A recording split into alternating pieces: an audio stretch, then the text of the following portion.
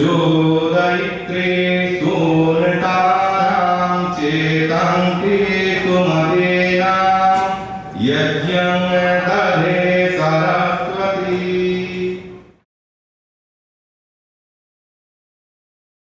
নমস্কার।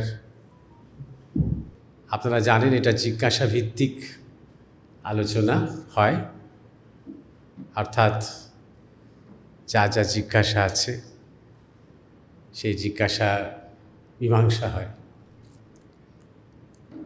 এটাকে আমরা ঠিক প্রশ্ন উত্তর বলি না। প্রশ্ন উত্তর আগে থেকেই জানি যে প্রশ্নকর্তা উত্তর জেনে তিনি প্রশ্ন করেন। যেমন শিক্ষক অধ্যাপক প্রশ্ন করেন ছাত্রদের, ছাত্ররা উত্তর দেওয়ার চেষ্টা করে, তার ঠিক ভুল নির্ণয় করে দেন শিক্ষক বা আচার্য। জিজ্ঞাসা হয় যখন আমি জানতে চাই, জানি না বা ঠিক বুঝতে পারছি না, ব্যাপারটা স্বচ্ছ হচ্ছে না, তখন জিজ্ঞাসা।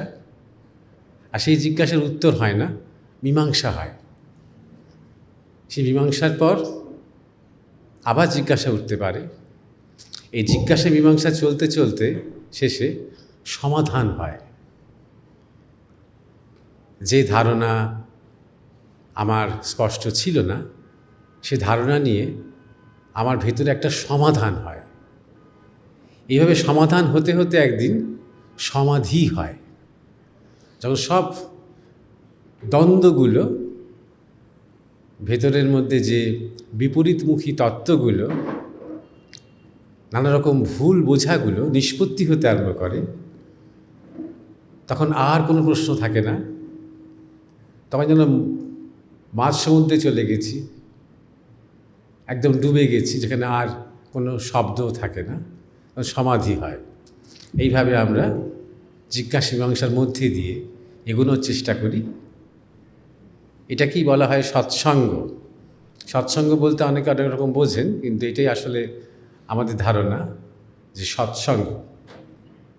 তা সেই জিজ্ঞাসা মীমাংসা পর্বে আমরা পরে আসব। কিছুক্ষণ আমি একটু সংক্ষিপ্ত বক্তব্য রাখার অনুরোধ জানিয়েছেন আমাকে আমাদের সুব্রত দা। আজকের যে শীর্ষক আপনারা দেখবেন, আনন্দময় জীবন দর্শন। আমার মনে পড়ে যাচ্ছে অনেক বছর আগেকার কথা, আমার গুরুদেবের কথা। আমার গুরু মহারাজ, তার নাম স্বামী পরমানন্দ। তার সাথে তখন আমি থাকি 97-98 এই সময়টার কথা। সেই আশ্রমে অনেক অনাথ ছেলেরা, দুস্থ ছেলেরা, তারা মানুষ হয়, তাদের নিয়ে আসা হয়, তারা সেখানে মানুষ হয়, থাকে, খাওয়া দাওয়া, পড়াশুনো, দায়িত্ব নেওয়া হয়। তো অনেক ছেলে তখন হয়ে গেছে, 250টা ছেলে, বিভিন্ন বয়সের ছেলে।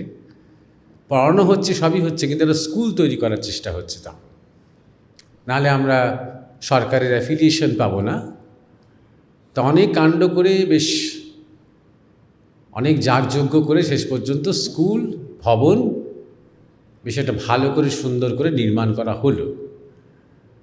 তখন ঠিক হচ্ছে সেই ভবনটি নির্মাণের সময় কীরকম উদ্বোধনী করা যায়, অনুষ্ঠান কেমন করা যায়। তো অনেকে নানান মুনি নানা মত পোষণ করছিলেন।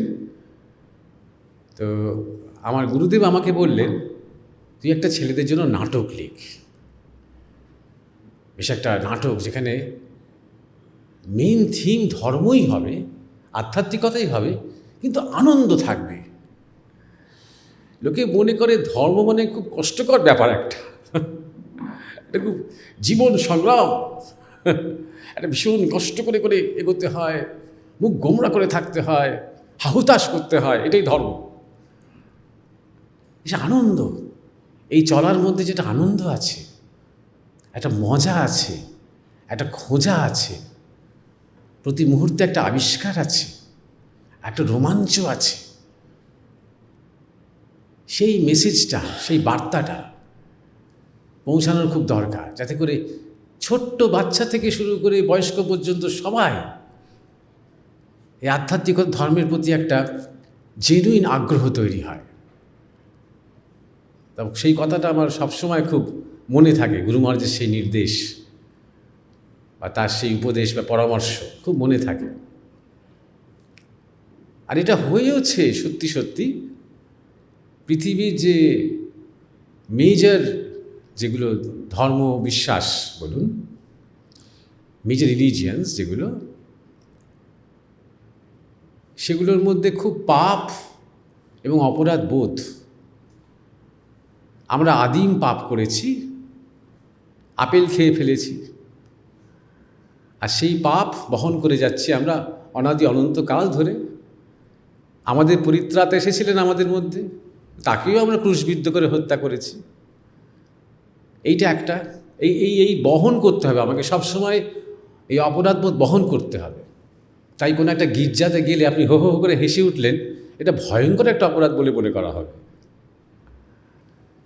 মেজর রিলিজিয়াস বলতে ইহুদি ধর্মে, জুডাইজমেও অনুরূপ।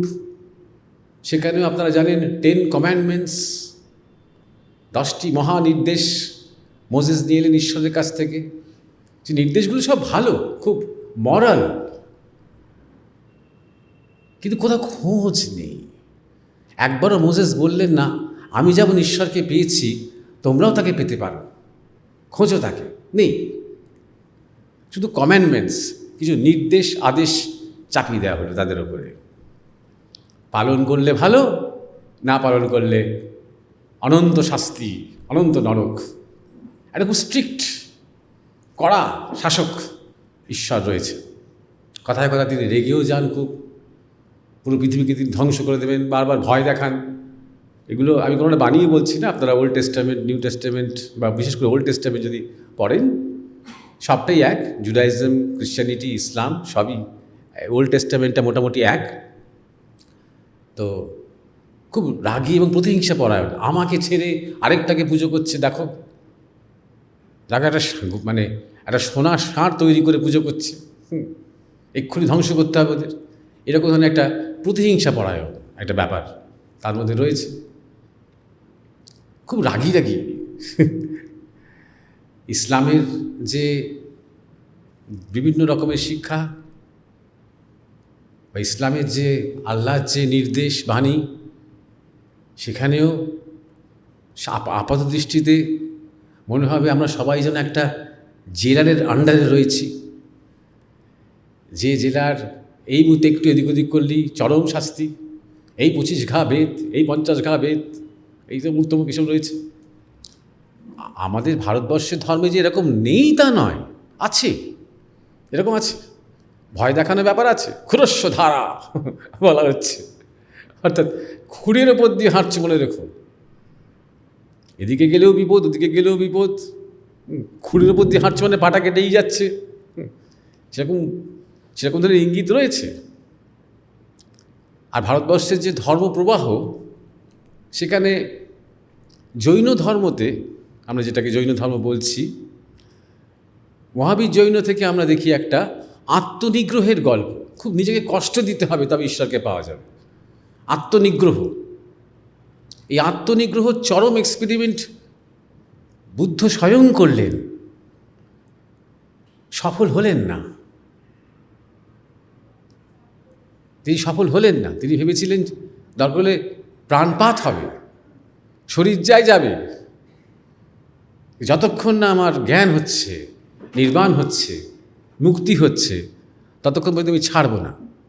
কিন্তু শেষ পর্যন্ত তিনি যখন ওই ভয়ঙ্কর ক্ষুধা, অবসন্ন তো বটেই, প্রায় মৃতপ্রায় অবস্থায় যখন তিনি সেই পায়েসটা দেখলেন সুজাতার, এবং সেই ঘ্রাণ, পায়েসের যে গন্ধ, খিদে পেলে গন্ধ আরও বাড়ে। যখন খিদে নেই, তখন লোভনীয় খাবার নিয়ে এলেও ওই জীবের লোভ হবে, কিন্তু আমার মনে হবে না খেলেও চলবে। যখন খিদে পাচ্ছে, সাংঘাতিক খিদে, তখন এমনি শাক ভাতই মনে হবে অমৃত কিছু, যেন সেটা গ্রাস করছে একদম আমাকে, এরকম মনে হবে। সেই পায়েস ভক্ষণ করার পরে যখন প্রথম টেস্ট করলেন, অর্থাৎ ইগোটা ভাঙলো, আমি খাবো না, আমি আত্মনিগ্রহ করব, আর যেন কন্ডিশন তার, মানে নির্বাণের সাথে তার জন্য একটা শর্ত, যেই সেই শর্তটা ভাঙল, কোথাও তিনি স্যারেন্ডার করলেন প্রবৃত্তির কাছে নয়, প্রকৃতির কাছে। সঙ্গে সঙ্গে তার নির্বাণ লাভ হলো। আর তিনি এই এক্সপেরিমেন্টটা, আত্মনিগ্রহের এক্সপেরিমেন্টটা যে পুরোপুরি সফল হয় না, সেটাও তিনি নিজের জীবনে দেখলেন এবং বোঝালেন, তাই মধ্যপন্থার কথা বলতে আরম্ভ করলেন। কিন্তু আমাদের যে ভারতবর্ষের যে প্রধান প্রধান যে রূপকগুলো আমরা দেখি, সেখানে আনন্দময়তা দেখি। শ্রীকৃষ্ণ ভাবলেই আমরা দেখি তার হাতে বাঁশি, তিনি বৃন্দাবনে খেলা করছেন, নাচছেন তিনি গোপীদের সাথে। সেই কৃষ্ণ কত মজা করছেন, রসিক সাগর তাকে বলছে, কত হাসি মুখ তার জীবনে যে বিপদ নেই তা নয়, তার জীবনে যে দুঃখ নেই তা নয়, তার জীবনে যে বিচ্ছেদ নেই তা নয়, কিন্তু সদা হাসি মুখ। এবং প্রচণ্ড সংকটকালেও তিনি কখনো তার সেই যে মেজাজ, তার যে আনন্দময় মেজাজ, সেখান থেকে বিচ্যুত নন। তিনি যখন ধিক্কারও দিচ্ছেন রাজসভায় দ্রৌপদীর হেনস্থার পরে, তখনও তার চোখে মুখে একটা কৌতুক রয়েছে। ধিক্কার দিচ্ছেন কৌরবদের, ধিক্কার দিচ্ছেন ভীষ্মকে। যখন তিনি অর্জুনকে গীতা বলছেন, তখন একের পর এক ওই জিজ্ঞাসার মীমাংসা করছেন তিনি। তখনও তিনি ধীর স্থির স্থিতপ্রজ্ঞ, এক মুহূর্তের জন্য বিচলিত নন। সুতরাং এটা জীবন্ত ছবি। আমরা ইচ্ছে করলে কিন্তু কৃষ্ণ গাছের ডালে বসে আছেন আর তার পায়ে তীর লেগে গেছে আর তিনি মৃত্যুতে বড় ঢলে পড়ছেন, এইরকম ছবি রাখতে পারতাম পুজো করার জন্য, কিন্তু রাখিনি সেটা। আমরা সবসময় মনের মধ্যে দেখলেই খারাপ লাগবে, মনটা একটু কুণ্ঠিত হয়ে যাবে, নিজেকেই ছোট মনে হবে, যেই করেছি আমরা, বা আমাদেরই একজন ব্যাধের হাতে এরকম হয়েছে, মনটা কুণ্ঠিত হয়ে যাবে। এই অপরাধবোধ তৈরি করার চেষ্টা করিনি আমরা। ঠিক তাই তেমন শিবকেও ভাবুন, এই একটু আগে আমরা সরস্বতী বর্ণনাটা যেটা পাচ্ছি, যে পবিত্রতা, যে প্রেরণার যে ছবি, কোনো নেগেটিভিটি নেই সেই ছবিতে, কোনো নেতিবাচকতা নেই, মন ভালো হয়ে যায়। বিদ্যা সংস্কৃতির সাথে শুদ্ধতার যে কি যোগ, শক্তির সাথে শুদ্ধতার কি যোগ, পবিত্রতার কি যোগ, যখন এই মনে পড়ে যায়, মনটা ভালো হয়ে যায়। মনে আবার নতুন নতুন নতুন নতুন সুন্দর সুন্দর বিচার চলে আসে মনের মধ্যে। প্রত্যেকটা রূপক, প্রত্যেকটা সিম্বল যখন সেই স্তোত্র পাঠে আমরা শুনছি, তখন বিস্তার, আমাদের চেতনার একটা বিস্তার হচ্ছে, তাই না? শিবকে দেখুন, তিনি গম্ভীর, তিনি আপন ভোলা, তিনি ত্যাগী, কিন্তু সেই ত্যাগটা তার আত্মনিগ্রহ নয়, ত্যাগ তার স্বভাবে। লোকে মনে করে যে খুব কষ্ট করে পারে, যেমন ধরা যাক অনেক আশ্রমে আমাদের ধরুন অনেকে আসে, ছোট ছোট যারা হয়তো ব্রহ্মচর্য নিয়ে হয়েছে, এই বয়সে সব ছেড়ে চলে এসেছে, কত কষ্ট। এটা আমরা মনে মনে একটা জাগতিক জড়বাদ কল্পনাতে এটা ভাবছি। তার যে অনেক আনন্দ আছে এটার মধ্যে, তার যে অনেক, এখানে যে অনেক খোরাক পায়, আধ্যাত্মিক খোরাক, সাধনার খোরাক, সেবার খোরাক, চিন্তার খোরাক, ভাবনার খোরাক, জ্ঞানের খোরাক, এগুলো যে খাদ্য, এবং সেই খাদ্যে সে এত ভালো আছে যে আমি যে রোজ ভালো মন্দ খেতে পাচ্ছি না, বা রোজ নরম নরম বিছানায় শুতে পাচ্ছি না, এই জন্য তার বিন্দুমাত্র মন খারাপ নেই। সুতরাং শিবের যে ত্যাগ, সেই ত্যাগটাতে কোনো তিনি নিজেকে বঞ্চিত করছেন না। ইচ্ছে করলে তো অনেক কিছুই করতে পারতাম, সেই আমি শ্মশানে বসে আছি, ওটা আক্ষেপ নেই তার। তার ত্যাগের যে রূপটা, সেটাও একটা আনন্দের, শান্তির, স্থিরতার, মগ্নতার রূপ, তাই না? আমাদের যে লক্ষ্মী ঠাকুর বা আমাদের যত প্রধান প্রধান ঠাকুর, রামকৃষ্ণকেই দেখুন আপনারা, সদা হাস্যময়, রসিক বালকের মতন স্বভাব তার। কত কথায় সবসময় লোকে হাসছেন তার কথায়। তিনি সাধারণ টুকটাক কথা দিয়ে শুরু করছেন, কাউকে পেছনে লাগছেন, তার সাথে একটু ঝগড়াও করছেন, নরেনের সাথে ঝগড়াও করে নিচ্ছেন, সবেতেই তার মজা, ফুল অফ লাইফ, সম্পূর্ণ জীবনমুখী মানুষ। তো এইটা আমাদের যে জীবন দর্শন, তার একটা বৈশিষ্ট্য আনন্দময়তা। চৈতন্যদেবকে দেখুন, পুরো নবদ্বীপকে নাচিয়ে দিলেন তিনি, তাই না? আমরা চৈতন্যদেবের শুধু একটা রূপই দেখছি, যে তিনি হা রাধা বা হা কৃষ্ণ বলতে বলতে রাধাভাবে পাগল হয়ে গেছেন, চোখ দিয়ে জল পড়ছে। কিন্তু সেই চোখ দিয়ে জল পড়ার মধ্যেও একটা দিব্য আনন্দ রয়েছে। সেটা আমার কি হবে গো, আমার এত টাকা হারিয়ে গেল, কি আমার প্রিয়জন মারা গেল, সেই শোক নয়। এটা কোনো ব্যক্তিগত শোক নয়, এটা প্রেমোন্মাদ অবস্থা। সে নবদ্বীপকে তিনি নাচিয়ে দিলেন আনন্দে, তার সে আনন্দময়তা। সবাইকে এক করলেন, ব্রাহ্মণ থেকে চণ্ডাল, হিন্দু থেকে মুসলমান, সবাইকে এক করলেন আনন্দের শক্তিতে। তাহলে ভারতবর্ষের এটা, এই জন্যে আমার এই বিষয়টি ভালো লেগেছে, যে এটা আমাদের ধর্মের একটা বৈশিষ্ট্য। কারণ আমরা বলছি ঈশ্বর আনন্দ স্বরূপ, শাস্ত্র বলছে, আমরা বলছি যে তাকে খুঁজতে গিয়ে আমরা নিরানন্দ হব কেন? যাকে খুঁজবো আস্তে আস্তে তো তার স্বভাব বা স্বরূপ আমার মধ্যে সঞ্চালিত হতে আরম্ভ করবে, স্বাভাবিক তো। আমি যদি একটা, আপনারা করে দেখতে পারেন,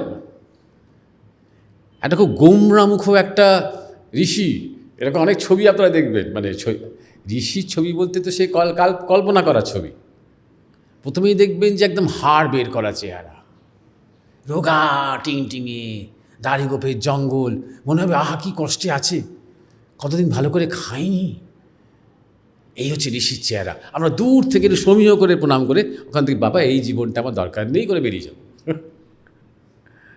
তাই না?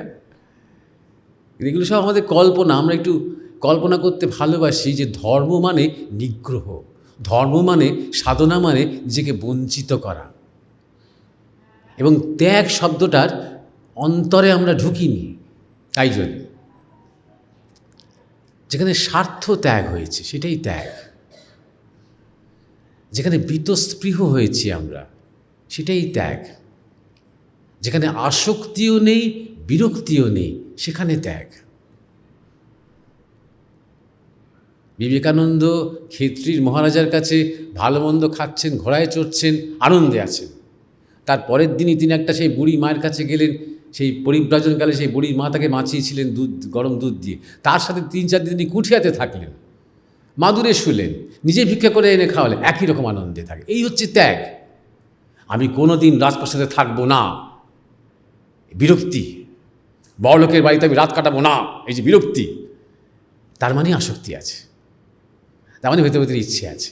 সুতরাং প্রকৃত ত্যাগের সংজ্ঞা কিন্তু আমরা বুঝিনি। আমরা ভেবেছি ত্যাগ মানে ভীষণভাবে নিজেকে বঞ্চিত করা, ইচ্ছে করছে কিন্তু করছি না, কি ছাড়লাম।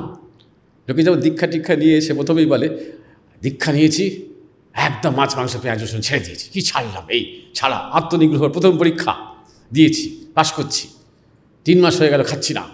আমরা এই যে একটা খুব সিম্পলিফিকেশনের দিকে চলে গেছি, সরলীকরণ করছি আমরা।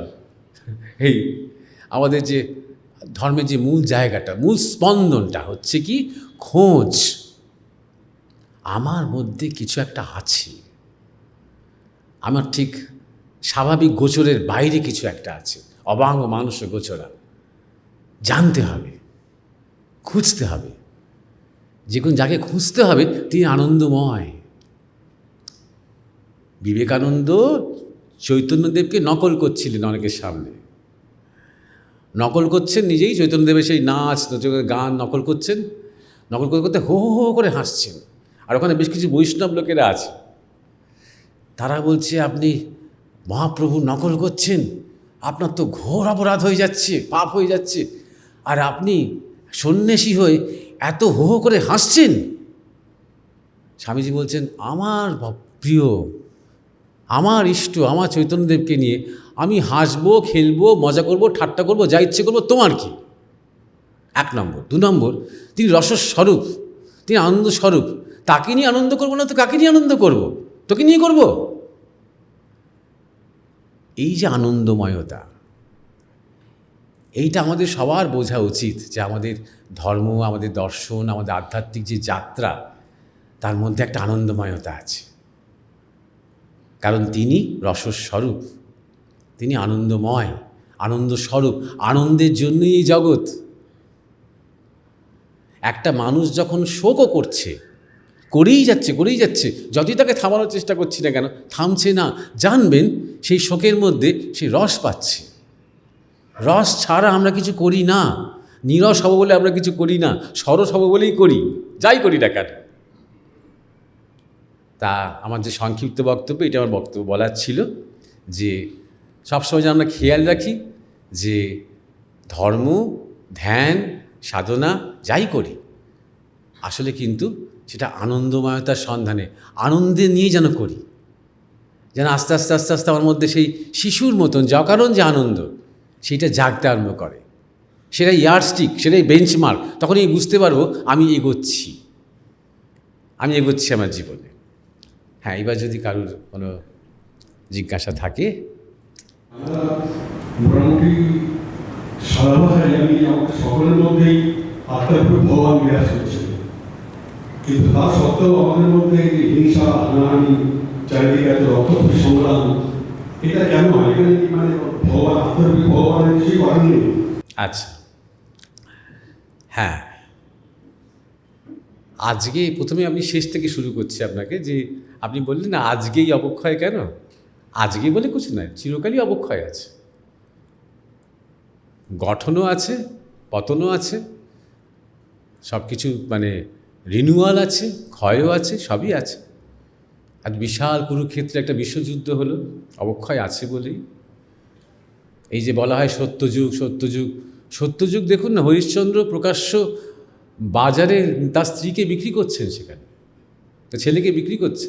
তার মানে সেই বাজার প্রকাশ্যে তখন ছিল। সেই সত্যযুগকে আমরা ফেরত চাই নাকি, তাই না?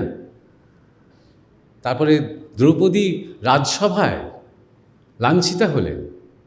আমাদের দেশে বা বিদেশে বা পৃথিবীর বহু জায়গায় মেয়েরা লাঞ্ছিতা তো হচ্ছে ঠিকই, কিন্তু কোনো পার্লামেন্টে হচ্ছে কি এখনো পর্যন্ত অতটা ভয়ঙ্কর? তাই যদি রাজসভায় দ্রৌপদী লাঞ্ছিতা হতে পারেন, তাহলে দুর্যোধনের আমলে হস্তিনাপুরের রাস্তাঘাটের কী অবস্থা চিন্তা করে দেখুন।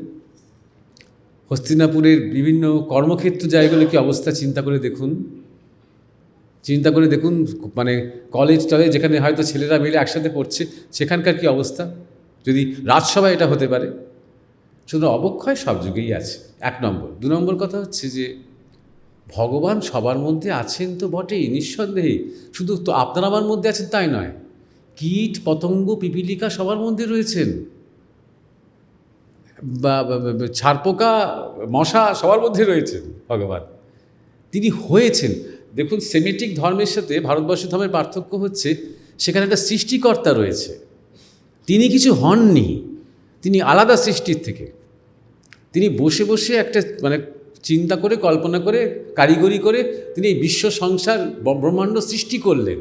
ভারতবর্ষ ধর্ম বলতে তিনি কি ওইরকম কিছু করলেন না, তিনি হলেন, নিজেকে প্রকাশ করলেন, নিজেকে সৃজন করলেন। তিনি যখন সৃজন করলেন, তিনি আছেন সবার মধ্যে, প্রত্যেকটা অণু পরমাণুর মধ্যে তিনি আছেন। কিন্তু প্রশ্ন হচ্ছে, সবার মধ্যে ভগবান আছেন এটা অনেকেই বলে, এটা আপনিও শুনেছেন, এটা আপনিও বললেন, কজন সেটা জানে? স্লোগানের মতন বলে শুধু, কজন সেটা জানে? যে জানতে আরম্ভ করেছে তার দ্বারা আর হিংসা হবে না। যে অন্তত একটুখানি ভগবৎ স্পর্শ পেতে আরম্ভ করেছে তার দ্বারা আর কখনো হিংসা সম্ভব নয়, তার পক্ষে হিংসা। যে এখনও জানে না, যে সেই কথাটা বিশ্বাসই করে না, যে মনে করে যে না আমার মধ্যে ভগবান ওসব কিচ্ছু নেই, স্বর্গ আছে, নরক আছে, অথবা আমি নাস্তিক, ওসব কিচ্ছু নেই, আমার একটা আইডিওলজি আছে, অথবা তাও নেই, আমার মালিক আছে, আমাকে টাকা দিয়ে বলেছে 4টে খুন করে আয়। সে ভগবান নিয়ে একেবারেই ব্যস্ত নয়, চিন্তিত নয় সে ভগবান নিয়ে। ভগবান আছেন, থাকতে পারেন তার মধ্যে, কিন্তু সেটা তার রিয়েলাইজড ট্রুথ নয়, সে তার জীবনে একটা বিবর্তনের মধ্যে দিয়ে যাচ্ছে। তাহলে তার কি হবে? তার জন্মান্তর হবে, জন্মান্তরে তার অশেষ দুর্গতি হবে। সেই দুর্গতিটা তার জীবনে পাপে বর হবে। সেই দুর্গতির মধ্যে দিয়ে গিয়ে আস্তে আস্তে সে শোধন হবে। জন্মান্তর হতে হতে ধীরে ধীরে আস্তে আস্তে সে ঈশ্বরমুখী হতে আরম্ভ করবে। এই জগতে সবাই একরকম হবে এর ধরে নেওয়ার কোনো কারণ নেই। ত্রিগুণাত্মক জগৎ, সত্য রজ তম। সাত্ত্বিক মানুষও থাকবেন, তামসিক মানুষও থাকবে। জন্মান্তরের মধ্যে দিয়ে পশু থেকে প্রথম মানব জন্ম হচ্ছে তেমনও থাকবে, আর অনেকবার জন্মান্তর হয়ে হয়ে হয়ে হয়ে অনেকটা ইভলভ করে আছে তেমন মানুষও থাকবে। সব নিয়েই এই সমাজ। সুতরাং যেমন পূজা থাকবে, প্রেম থাকবে, স্নেহ থাকবে, মায়া মমতা থাকবে, ঠিক তেমনই হিংসা, দেশ, অভিমান, ক্রোধ এগুলোও থাকবে। এও এক ধরনের তাঁর বিকৃত প্রকাশ বলতে পারেন। এ মহাপ্রকৃতির ইচ্ছাতেই আছে। ইউটোপিয়ান সমাজ আপনি আমি তৈরি করতে যাব, বা কমিউনিজম তৈরি করতে যাবে। ইউটোপিয়ান সমাজ প্রকৃতিতে নেই। প্রকৃতিতে ভিন্নতা, বৈচিত্র্য হচ্ছে প্রকৃতির ধর্ম। আপনি গাছপালা দেখুন, আপনি ফুল ফল দেখুন, আপনি আলু দেখুন। আমি একটা লেখাতে লিখিয়েওছিলাম, এই অনেকে তো বলে সব তো মানুষের রক্ততে সবই তো লাল, তাহলে জাতপাত কেন? আলুর তো চন্দ্রমুখী আছে, আলুর তো জ্যোতি আছে, আলুর তো নৈনিতাল আলু আছে, আমরা ছোটোবেলায় খেতাম, পাঞ্জাবি আলু আছে। কোনো তো প্রবলেম তো নেই, তাই নিয়ে কোনো সমস্যা তো নেই। কোথায় চন্দ্রমুখী আলুরা তো রাস্তায় আপনার করছে না যে আমাদের কোটা করতে হবে, আলু ভাজাতে যেন যথেষ্ট চন্দ্রমুখী দেওয়া হয়, বা আলু পোস্ততে শুধু জ্যোতি কেন ব্যবহার করা হচ্ছে, অন্তত 10% দেওয়া হোক, চন্দ্রমুখী দেওয়া হোক, এরকম তো নেই। জাত মানে কি? ভ্যারাইটি, নানা রকমের ভ্যারাইটি। তেমন মানুষের মধ্যে নানা রকম ভ্যারাইটি আছে তো, সেটা স্বীকার করবো না কেন? নানা রকম বৈচিত্র্য আছে তো, নানা রকম মেরিট আছে তো।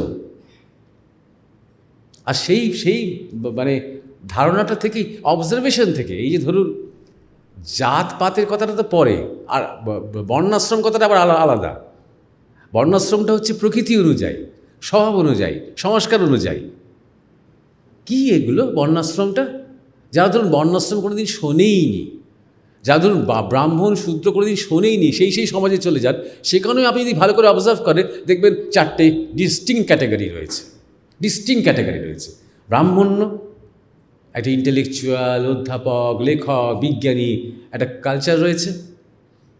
ক্ষাত্র রাজনীতিবিদ, আর্মি, প্রশাসক, উদ্যোগী, তার একটা সেকশন রয়েছে। কমার্স, বৈশ্য শক্তি। শূদ্র, লেবার ফোর্স, ওয়ার্কিং ফোর্স রয়েছে। কেউ অস্বীকার করতে পারবে না, এটা রয়েছে। সুতরাং যাই হোক, অন্য কথায় চলে যাচ্ছি। সব রকমই থাকবে জগতে, সব রকমই থাকবে। না হলে আপনার এভলিউশনটা হবে কি করে? একটা রাবণ তৈরি না হলে রাম আসবেন কেন?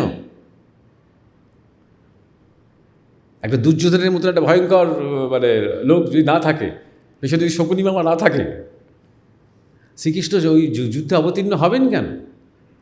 ভ্যালুজ শেখাতে, মূল্যবোধ ফিরিয়ে আনার চেষ্টা করতে গিয়ে আবার বলবেন কেন এটাই আলটিমেট নয়, আমি আবার আসব যখনই দরকার হবে, ধর্মস্ব গ্লানি হবে। অর্থাৎ তিনি বলছেন হবে গ্লানি, লীলা হবে, আমি আবার আসব।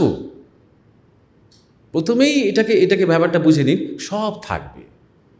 ভীষণ প্রেম, ভীষণ ক্ষমাও থাকবে, যেমন যিশু, যেমন বুদ্ধ, তেমন ভীষণ হিংসা, ভীষণ ক্রোধ, ভীষণ বিকার তেমনও থাকবে জগতে, সব থাকবে। হয়তো যখন আমরা এই এপিকের যদি এই উদাহরণগুলো নিই, শেষ পর্যন্ত কোনো যখন কনফ্লিক্ট হবে, সত্যের হয়তো জয় হবে, হয়তো ধর্মের জয় হবে, হয়তো যিনি বেশি ক্ষমা করেছিলেন, যিনি শান্ত থেকেছিলেন, স্থির থেকেছিলেন, রিয়াকশন করেননি, তার জয় হবে, এটা বলতে পারা যায়। কিন্তু এই জগৎ মরালিটি দিয়ে চলে না। আর যে ভগবান ব্যাপারটা যেটা বলছেন, এটা ইন্ডিভিজুয়াল। অর্থাৎ ইন্ডিভিজুয়ালি আমি ঈশ্বরকে খুঁজছি কি না। কালেকটিভ সবার মধ্যে ভগবান আছে, তাই ভগবান রাগ, হিংসা, দেশ করতে দেবেন না, এরকম ধরনের কোনো সুপ্রিম কমান্ডো ভগবান নন, জাজমেন্টাল নন। আমরা যেমন একটা সব কিছুর মধ্যে আমরা একটা ভেবে নিই ওপরে একজন জাজ বসে আছে, বিচারক বসে আছে, এটা ভাবতে আমাদের সুবিধে হয়। এটা একটা কিন্ডারগার্টেন অবস্থা। এরকম বললে মানুষকে শান্ত রাখা যায়। বিভিন্ন কালচারের মধ্যে এত যে স্বর্গ নরক কনসেপ্ট দেওয়া হয়েছে, এই জন্যই দেওয়া হয়েছে, অত খুঁজবে না তারা, অত দর্শনের গভীরে যাবে না তারা। তাদের সামনে হয় পুরস্কার নাহলে শাস্তি। ঠিক যেভাবে আপনি একটা ছোটো ছেলেকে পড়াবেন, আপনি যদি অত তাকে মানে তার জীবনে কিসে মঙ্গল টঙ্গল বলতে যান, সে ওই বয়সে নেবে না অতটা। ছোটোবেলায় তোকে একটা ক্যাডবেরি দেবো, তুই অঙ্কটা শেষ কর, ভালো ক্যাডবেরি দেবো। আর যদি অঙ্কটা না করো তাহলে কিন্তু তোমার আজকে সন্ধ্যেবেলা কার্টুন দেখা বন্ধ, শাস্তি। এইভাবে বিভিন্ন কালচারে, হ্যাঁ, স্বর্গ মানে অনন্ত সুখ, অনন্ত ভোগ, আর নরক মানে সেই জ্বলন্ত কড়াইতে ছ্যাঁকা হবে তোমাকে, এই দেখিয়ে মানুষকে ডিসিপ্লিন রাখা, সমাজের মধ্যে একটুখানি শান্তি রাখার চেষ্টা করা হয়েছে। কিন্তু আরও যদি গভীরে আমরা যাই, যেটা যুধিষ্ঠিরকে শেষ পর্যন্ত যেটা ফেস করতে হলো, নরক দর্শন করতে হলো, কেন করতে হলো? অপরাধবোধ। কী অপরাধবোধ? দ্রোণাচার্যকে তিনি মিথ্যে কথা বলেছেন পাণ্ডবদের জেতানোর জন্য, তার মধ্যে অপরাধবোধ। সেই নরক দর্শন করার পর তাকে ব্যাসদেব বললেন, আসলে কিন্তু নরকটা নেই যুধিষ্ঠির, এটা একটা ইলিউশন, একটা মায়া তৈরি করা গল্প, তোমার অপরাধ বোধের একটা প্রতিচ্ছায়া মাত্র, কিছু নেই কিন্তু। তখন তিনি অতিক্রম করে গেলেন সেই জায়গাটা, বুঝতে পারছেন? তাই জন্য বলছি, ওই মরালিটি দিয়ে ভাবলে হবে না, বুঝতে হবে থাকবে জগতে, আমার মধ্যেই থাকবে। আমার মধ্যেও কি হিংসা নেই? আমি হয়তো হিংসা করে একদিন ঘুষি মারতে যাচ্ছি না, কিন্তু ইচ্ছেটা কি হয়নি? তাই না? আমি হয়তো একটু সাত্বিক লোক বলে সেই ইচ্ছেটাকে একটু দমন করলাম, বললাম ঠিক আছে এটা নিয়ে একটা লিখবো আর্টিকেল। আমি নিজে তাই করেছি, খুব রাগ হয়ে গেছে, তখন ভেবেছি যে কী করা যায়, লিখবো। লিখে তখন একটুখানি, হ্যাঁ, লিখে কাউকে দেখালাম না বা ছাপালাম না, লিখে একটু মনটা একটু হালকা হলো। সুতরাং আমার মধ্যেও কি হিংসা থাকবে না, বা প্রতিহিংসা থাকবে না, বা ক্রোধ থাকবে না? কিছুই থাকবে না। তাহলে আমি তো মানুষ নই। প্রতিনিয়ত ক্রোধ, রিয়াকশন, তার সাথে ক্ষমা, তার সাথে ভালোবাসা, সহিষ্ণুতা, এই যে দ্বন্দ্ব আমার মধ্যেই রয়েছে, এই দ্বন্দ্ব থেকেই তো আমার উত্থান হবে।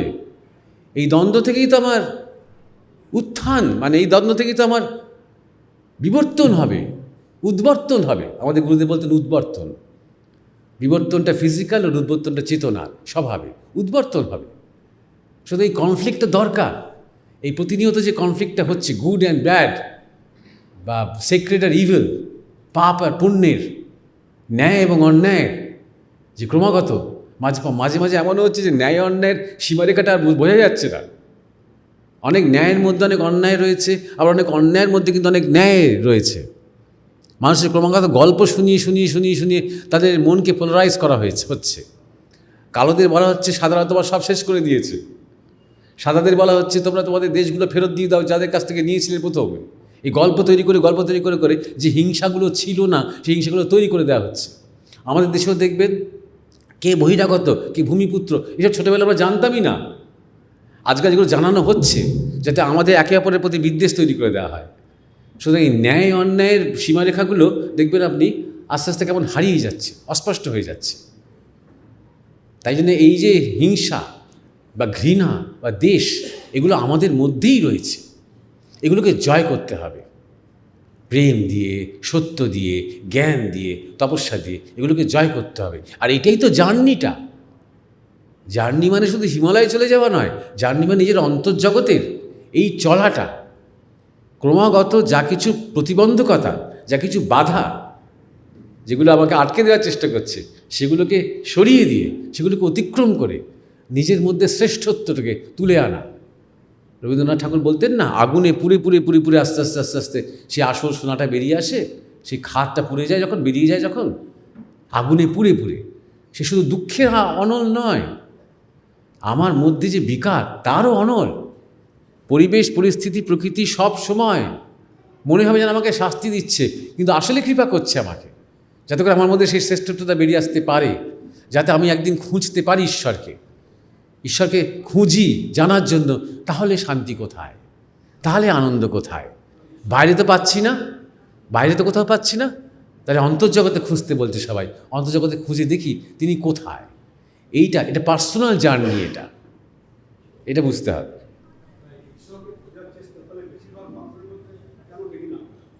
কারণ ওই যে বললাম বসুন, ঈশ্বরকে আপনি জিজ্ঞাসা করছেন, ঈশ্বরকে খোঁজার চেষ্টা বেশিরভাগ মানুষের মধ্যে কেন দেখি না? সবাই সঙ্গে খুঁজবে তার যখন সময় হবে। আপনি ধরুন ফিজিক্সের প্রফেসর, আপনি যদি বলেন সবাই কেন E=mc² পড়ছে না, বা ওই ফর্মুলাটা জানছে না, বা ওইটা ওই ব্যাপারটা ওয়ার্কআউট করতে পারছে না, এখনও সময় হয়নি, এখনও ছোট, এখনও সে ক্লাস 8-এর সায়েন্স পড়ছে। আর যখন বড় হবে, যখন MSc করবে, বা যখন আরও যখন রিসার্চ করবে, তখন যদি তার রুচি হয়, তার ইচ্ছে যখন জাগবে, তো সেইটা শুধু কেন, তার পরবর্তীকালে যা কিছু হয়েছে কোয়ান্টাম ফিজিক্স, সেগুলো নিয়ে সে চর্চা করতে আরম্ভ করবে। এই প্রত্যেকে আমরা আমাদের স্টেজ অফ ডেভেলপমেন্টে আছি। আপনি একটা পশুর দিকে তাকিয়ে দেখুন, তার মধ্যে কি আছে? আহার, নিদ্রা, মৈথুন, ভয়, এই 4টে বৃত্তি পশুর মধ্যে রয়েছে। আপনি দেখবেন বেশিরভাগ মানুষের মধ্যে এই 4টেই প্রধান বৃত্তি, এর মধ্যেই সে আছে, ভালো আছে। যখন সে ভালো খুব একটা থাকবে না, যখন তার মনে হবে শুধু আহার, নিদ্রা, মৈথুন নিয়েই আছি, একটু অন্য কিছু করি না চর্চা, একটু গান, একটু বই, একটু ভালো জায়গায় কোথাও যাই, এই যখন মনে হতে আরম্ভ করছে, ধীরে ধীরে ধীরে ধীরে তার স্বভাবের একটা যাত্রা শুরু হচ্ছে। জন্মান্তর লাগছে এটা হতে, এটা বুঝুন। যাই যে পশুর উদাহরণ দিলাম আমি, জন্মান্তর লাগছে এটা হতে হতে হতে হতে হতে একটা সময় যখন তার মনে হয় যে না, এই বাইরের যে ইন্দ্রিয় ভোগের যে জগৎ, কত ভালো আমি খেতে পারবো, কত সেই খাবার স্বাদ, কতক্ষণ সেই স্বাদটা থাকে, কত ভালো আমি শুতে পারবো, কতটা নরম বিছানা, কতটা বড় ঘর, কতটা ঠান্ডা হচ্ছে গরমকালে, কতক্ষণ। একটা সময় মনে হবে কিছুই তো ধরে রাখতে পারছি না। সন্তান সুখ, কতক্ষণ, যতক্ষণ সে ছোট্ট, ডিপেন্ডেন্ট, শরণাগত, বাচ্চা, মিষ্টি, দুরন্ত, ততক্ষণ। যখনই সে বড় হচ্ছে, যখন তার নিজের মন তৈরি হচ্ছে, যখন সে মা বাবার সাথে তর্ক করতে আরম্ভ করছে, তখনই কমপ্লেন আসছে, এত করলাম ওর জন্য, আজকে এই করছে আমার সাথে, কমপ্লেন হয়ে যাচ্ছে। তখন মনে পড়েছে যে কত আনন্দে ছিলাম বাচ্চাটাকে নিয়ে, আজকে সেটা কই। তাহলে কি হচ্ছে বলুন তো? সুখ ধরে রাখতে পারছি না, দুঃখ বরং অনেক বেশি ধরে রাখতে পারছি, বা দুঃখ আমাদের ধরে রাখে। দেখবেন আপনার ছোটোবেলাকার দুঃখ বেশি মনে পড়বে, জানেন, দুঃখ পাওয়াগুলো, কিন্তু সুখ পাওয়াগুলো বেশি মনে পড়বে না। দুঃখ পাওয়াগুলো বেশি, দুঃখ বেশি ধরে রাখে। তো এই আনন্দ কেন আমি ধরে রাখতে পারছি না, তখনই মনের মধ্যে জাগে, তাহলে ওই বাচ্চাটা কি আমাকে আনন্দ দিয়েছিল, নাকি ঘরটা আমাকে আনন্দ দিয়েছিল, নাকি খাদ্যটা আমাকে আনন্দ দিয়েছিল, নাকি ওগুলো আসলে বাইরের একটা অনুঘটক? এই আনন্দটা আসলে আমার ভেতরেই আছে, উস্কে দিয়েছিল বাইরের কিছু একটা। তা যখন আর বাইরের কোনো কিছুর উস্কানির দরকার হবে না, এমন কি কিছু আছে? আনন্দটা তাহলে আমার ভেতরে আছে, তো সে আনন্দ সেটাও আছে। যখন আমাদের জীবনে গুরু লাভ হয়, যখন সাধু সঙ্গ হয়, তখন ওই বাইরে থেকে এই আনন্দটা, এটা কিন্তু দিব্য আনন্দ, এটা কিন্তু নিত্যানন্দ, নিত্য যে আনন্দ, দিব্য যে আনন্দ, জড়কেন্দ্রিক সুখ নয়। সেই দিব্যানন্দের স্পৃহা, সেই খোরাকটা উস্কে দেন গুরু, সাধু, বৈষ্ণব, মহাজন, মহাপুরুষ, সাধুসঙ্গ, সৎসঙ্গ। এটা কিছুকালের জন্য আমাদের বাইরের এই অবলম্বনগুলো দরকার হয় আমাদের মধ্যেকার যে আনন্দ এবং শান্তি, তাকে জাগিয়ে দেওয়ার জন্য। ওই জন্য সবার একসাথে হবে না, যার যখন সময় হবে তখন তার মধ্যে সে এমন স্পৃহা আসবে, আর হবে সবাইরই, কিন্তু ফাইনালি সবাইরই হবে। তখন আবার অনেকে থাকবে যাদের হয়নি। ধরুন এই ঘরে হয়তো এমনও অনেকে আছেন যাদের ওইসব ঈশ্বরের কোনো রুচি নেই, আজকে নেই, কালকে হবে, কালকে নেই, পরশু হবে, এই শরীরে নেই, একদিন হবে। কারণ এটাই বিবর্তন, এটাই মানে অনিবার্য। যেমন পশু পাখি থেকে মানুষ হওয়াটা অনিবার্য, যেমন শিশু থেকে বালক হওয়াটা অনিবার্য। আপনি বলতে পারবেন না আমার বয়স হয়ে গেছে, আমি এবার যৌবনে ফিরে যাব, বলতে পারবেন না আপনি। বার্ধক্য, প্রৌঢ়ত্ব আমাদের জীবনে ঠিক যেমন অনিবার্য, তেমনই একদিন আমার মধ্যে ঈশ্বরের জন্য ব্যাকুলতা আসবেই। এটা অনিবার্য। ঈশ্বরের ইচ্ছায় এইভাবেই এই মহাপ্রকৃতির সৃষ্টি হয়েছে। তিনি চান মানুষের শরীরকে আধার করে নিজেই নিজেকে জানতে, নিজেই নিজেকে পূর্ণতায় মগ্ন করতে, নিজেই নিজেকে পূর্ণ করতে নিজেই চান তিনি। তাই বারবার বারবার বারবার তিনি শরীর নিচ্ছেন। তাই জন্যে হবে। তবে আমরা যেটা ভাবি পুরো মাসের একসাথে, এটা অরবিন্দ, আপনি যেটা কথাটা বললেন না, এটা শ্রী অরবিন্দ চেয়েছিলেন। ট্রান্সেন্ডেন্টাল বা সুপ্রামেন্টাল কনসিয়াসনেস ডিসেন্ড করবে সবার ওপরে একসাথে, আমি সেটা ঘটাবো। এরকম একটা মহা সংকল্প তিনি নিয়েছিলেন, বিরাট সংকল্প। এরকম তার আগে আর পরে কোনো যোগী এরকম সংকল্প নেয়নি, এরকম দুঃসাহসী করেনি। উনি দেখলেন যে ভারতবর্ষ এখন এত তামসিক, এত পিছিয়ে আছে, এত অজ্ঞান, তাই পরনির্ভর, পরশ্রী কাতর, ইংরেজদের শাসনে যে অধীন 90% ভারতবাসীরা সেটা ভালো করে বোঝেই না। আমাদের দেশ, আমাদের মাতৃভূমি, এই চেতনাই জাগছে না। কত এদের জন্য অপেক্ষা যদি করতে হয়, তো অনন্তকাল অপেক্ষা করতে হবে। এই কনফ্লিক্টটা কিন্তু দেখুন, এটা খুব ইন্টারেস্টিং ব্যাপার, খুব ভালো একটা বিষয় আপনি উত্থাপন করেছেন, খুব ইন্টারেস্টিং ব্যাপার। স্বামীজির সাথে সিস্টার নিবেদিতার এই নিয়ে একটু দ্বন্দ্ব হতো। ভগিনী নিবেদিতার জোর দিতেন যে দেশটাকে আগে ইংরেজদের হাত থেকে স্বাধীন করতে হবে।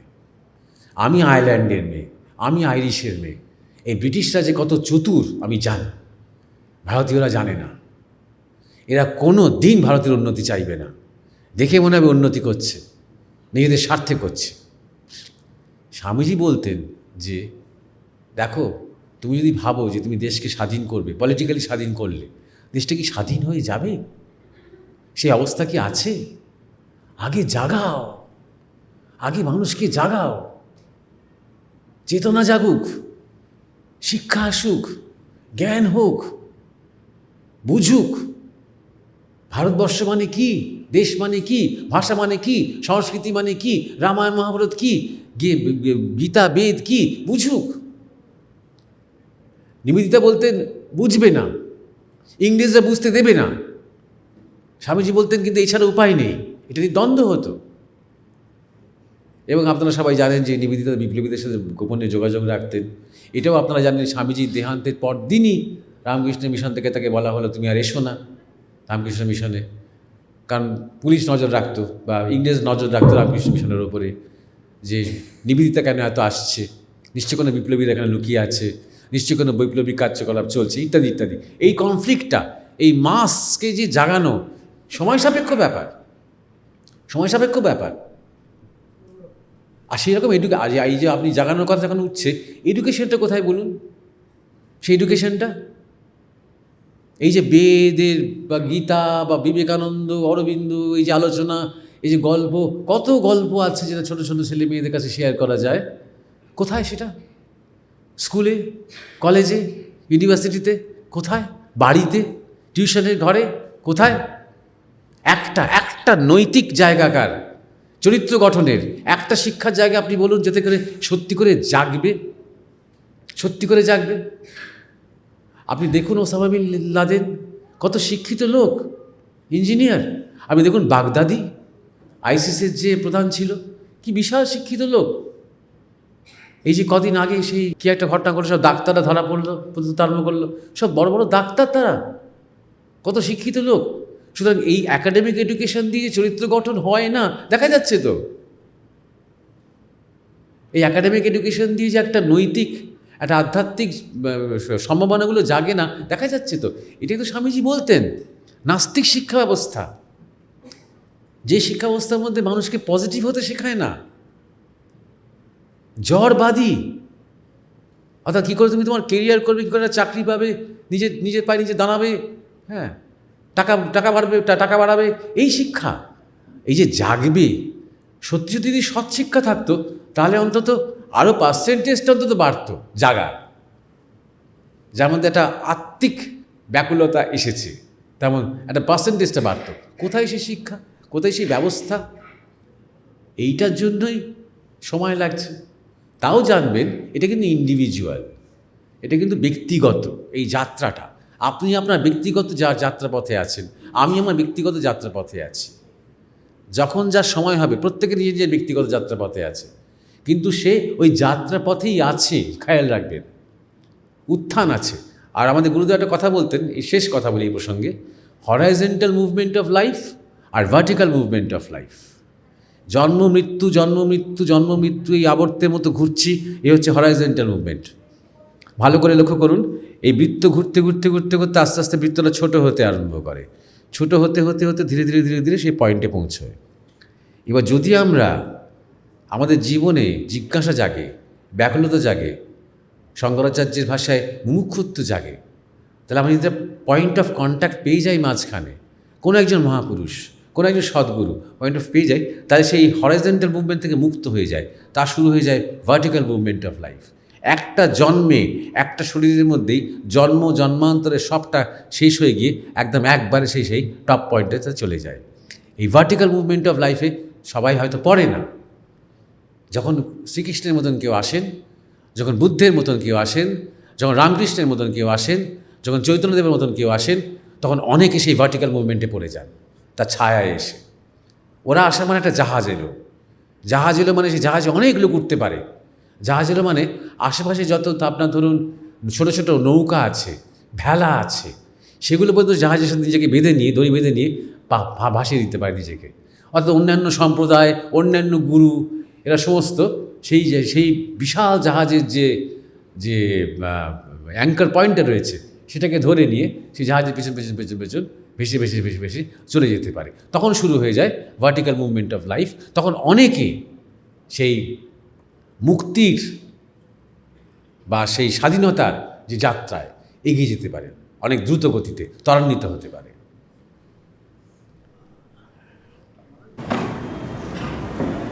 प्रारब्ध का जीवन में क्या महत्व, हिंदी में मैं बता दूं, प्रारब्ध का जीवन में क्या महत्व हो सकता है और नाम जप से क्या इसको आनंदमय जीवन में परिवर्तित किया जा सकता है?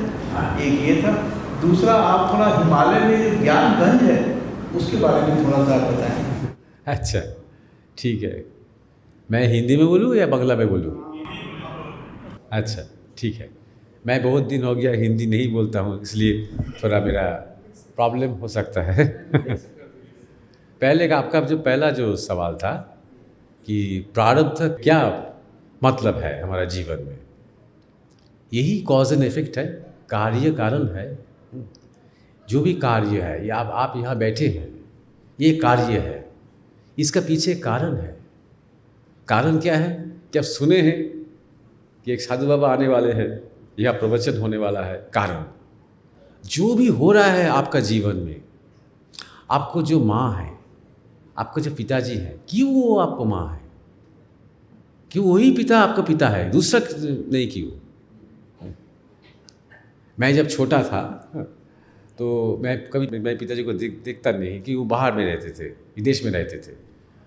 तो स्कूल में जाते थे और देखते थे कि बहुत हमारा जो दोस्त है उसका पिताजी आते हैं, उसको लेकर गाड़ी में बैठकर चला जाते हैं, और मुझे बड़ा जेलसी होता था। मैं अगर वही बाप का बेटा होता तो अच्छा होता। मेरा बाप तो मुझे मिलने के लिए भी नहीं आते हैं। लेकिन ये मेरा प्रारब्ध है कि उसी पिताजी के साथ मेरा कुछ संपर्क था पूर्व जन्म में, उसी औरत के साथ मेरा कोई संबंध था, इसीलिए वो मेरा माँ होकर मेरे सामने आए हैं। हर जो योग है, जो शादी वादी करते हैं, इसके साथ, ये लड़की के साथ ही क्यों आपको शादी हुआ, इतना तो लड़की है, इसका कारण है, इसका पीछे कुछ कारण है। ये प्रारब्ध का ये भूमिका है। अच्छा, प्रारब्ध मतलब दूसरा बात ये है, प्रारब्ध शब्द हम जब सुनते हैं ना, हमारा भीतर हर वक्त एक खराब कुछ हुआ है ऐसे एक भाव आता है। ऐसा नहीं है, जो भी हो रहा है हमारा जीवन में, भला हो या खराब हो, सब के साथ जो भी हो रहा है प्रारब्ध है। समझ लीजिए, आप कुछ अच्छा जगह में गया आपके साथ एक बहुत बड़ा महात्मा संत के साथ मुलाकात हो गया और बहुत अच्छा संपर्क हो गया, ये आपका प्रारब्ध है। कुछ सुकृति है, कोई अच्छा काम आप किए थे पिछले जन्म में, पिछले जन्म में, इसीलिए आशीर्वाद है, कृपा है कि आपका ये कनेक्शन इस जन्म में होने वाला है, हुआ वो महात्मा के साथ। तो ये प्रारब्ध कोई समस्या नहीं है, ये जो है जो है। और आप जो पूछा ना ये नाम जप करने से क्या, एक अच्छी उदाहरण हमारा गुरुजी ने हमें देते थे। वो बोला था कि एग्जाम्पल लो कि आपको शमशान में जाने होगा, आपका प्रारब्ध है, आपको जाना ही पड़ेगा रात 2 बजे शमशान में, आपका प्रारब्ध है। और आप बहुत डरते हैं, शमशान रात में आपको अच्छा नहीं लगता, भूत प्रेत से आप डरते हैं, तो बहुत डरा हुआ है। एक दोस्त मिल गया, वो आपको पूछा क्या है, ऐसा क्यों लग रहा है? बोले शमशान जाना पड़ेगा। अच्छा चल मेरे साथ चल। और वो दोस्त आपके साथ गप करते करते, बात करते करते, बातचीत होते होते आप शमशान पहुंच भी गया। 1 घंटा 2 घंटा बैठा भी उनके साथ, वो बात ही करते रहा, आप भी बात करते रहा, उसको बहुत अच्छा कहानी बोलना शुरू कर दिया। वापस भी आया, आपको पता ही नहीं चला, शमशान आपको जाना पड़ा। यही गुरु का काम है, यही आपका इष्ट का काम है, यही राम नाम का काम है। जो भी नाम आप करते हैं ना, वो नाम का काम है। जो प्रारब्ध होगा, आप हंसते हंसते जाएंगे प्रारब्ध के साथ, क्योंकि आपके साथ आपका इष्ट रहेगा। आप जिसका नाम करते हैं, समझ लीजिए राम का करते हैं या गणेश के करते हैं, हनुमान जी के करते हैं, वो हनुमान जी की राम आपके साथ ही रहेगा। और आपको लगेगा नहीं ये बहुत कठिन प्रारब्ध में हम घुस गया, आपको इसे लगेगा नहीं। जिसका भीतर ईश्वर चिंता, गुरु चिंता नहीं है, उसको लगता है जीवन में बहुत दुर्भाग्य हो रहा है, समझे ना। और चौथा बात ये है, प्रारब्ध बहुत कुछ है, लेकिन सब कुछ प्रारब्ध नहीं है। माने ये और एक शब्द है पुरुषकार, आप तो जानते हैं ये शब्द पुरुषकार। तो प्रारब्ध और पुरुषकार में अंतर क्या है? देखिए, आपके साथ मेरा अगर एक संपर्क होने वाला है, ये जो पहला जो कांटेक्ट हुआ, ये आपका प्रारब्ध है कि आपके साथ मेरा कांटेक्ट हुआ। अब ये कांटेक्ट को लेके क्या हम एक संपर्क बनाएंगे? क्यों अच्छा संपर्क होगा, एक दोस्ती का संपर्क होगा, एक ऐसा संपर्क जो रहेगा आखिरी दिन तक, ये आपका पुरुषकार है, मेरा भी पुरुषकार है। ये प्रारब्ध नहीं है, ये कांटेक्ट तक प्रारब्ध, उसके बाद आपके हाथ में। सिमिलर, आपके माँ, यही औरत आपका माँ होगी, ये आपके प्रारब्ध, लेकिन माँ के साथ आपका संपर्क कैसा होगा, ये आपका पुरुषकार और आपका माता जी का पुरुषकार।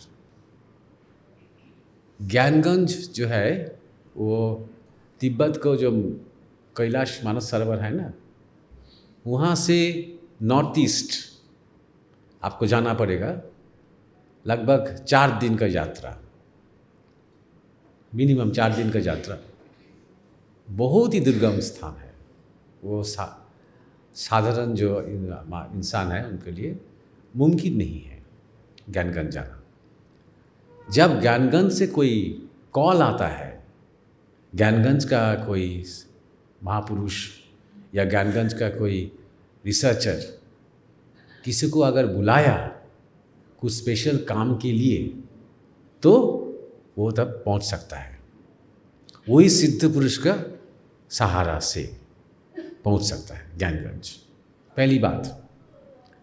दूसरी बात यह है, ज्ञानगंज एक ही नहीं है, ये एक रॉन्ग कंसेप्शन है। सब इंटरनेट दुनिया में तो सब आजकल ज्ञानगंज के बारे में बात करते हैं, और ऐसे बात करते हैं कि हर जैसे डेली पैसेंजर है ज्ञानगंज का, ऐसे बात करते हैं। ज्ञानगंज का सीक्रेट बहुत शाखा प्रशाखा है। जैसे कैलाश मानस सरोवर भी एक अद्भुत जगह है, जहाँ अगर आप जाए तो आपको ऐसा लगेगा कि यहाँ कुछ दूसरा डायमेंशन का कुछ क्रियाकलाप चल रहा है। इसीलिए रावण ने कोशिश किया था वो कैलाश दखल करने के लिए, और शिव उनको होने नहीं दिया। ये तो वो शिव का स्थान है।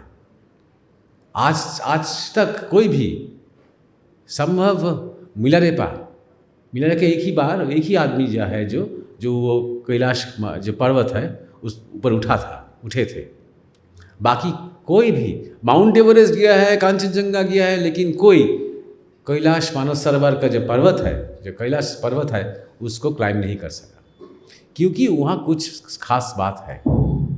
और जो खास बात जो है वो ज्ञानगंज से रिलेटेड है। ऐसा ही बहुत सारे सीक्रेट जगह है, जैसे नदी का भीतर एक बिलो सीक्रेट बहुत सारे गुफा है, जहाँ ऋषियों ने सदियों से तपस्या कर रहा है, साधना कर रहा है, आपके लिए नहीं जगत के लिए कर रहा है। ऐसा है। दूसरी बात ये, तीसरी बात है, ये ज्ञानगंज है, ये फिजिकल नहीं है। जैसे ये हॉल फिजिकल है, जैसे राजाधार न्यू टाउन फिजिकल है, ऐसे फिजिकल नहीं है। ये लेंथ ब्रेड्थ जो हाइट, ये 3 लेके फिजिकल होते हैं। इसके ऊपर है टाइम, काल, उसका ऊपर है मन। ये मन है, काल है 4th डायमेंशन, मन है 5th डायमेंशन। ये काल और मन का बीच का जो डायमेंशन, ज्ञानगंज वही डायमेंशन में अवस्थान करते हैं।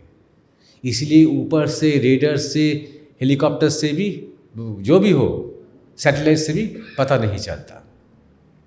चाइना क्यों इतना डिटरमिन्ड है कि तिब्बत हम नहीं देंगे, स्वाधीन होने नहीं देंगे? ये ज्ञानगंज के लोग के अभी भी ढूंढ रहा है चाइना। तिब्बत तो स्वाधीन था, लेकिन चाइना उसको ऑक्युपाई कर लिया। 1961-62 इंडिया को अटैक भी किया। क्योंकि वो ज्ञानगंज, क्यों चाइना का क्यों उसको उत्सुक है?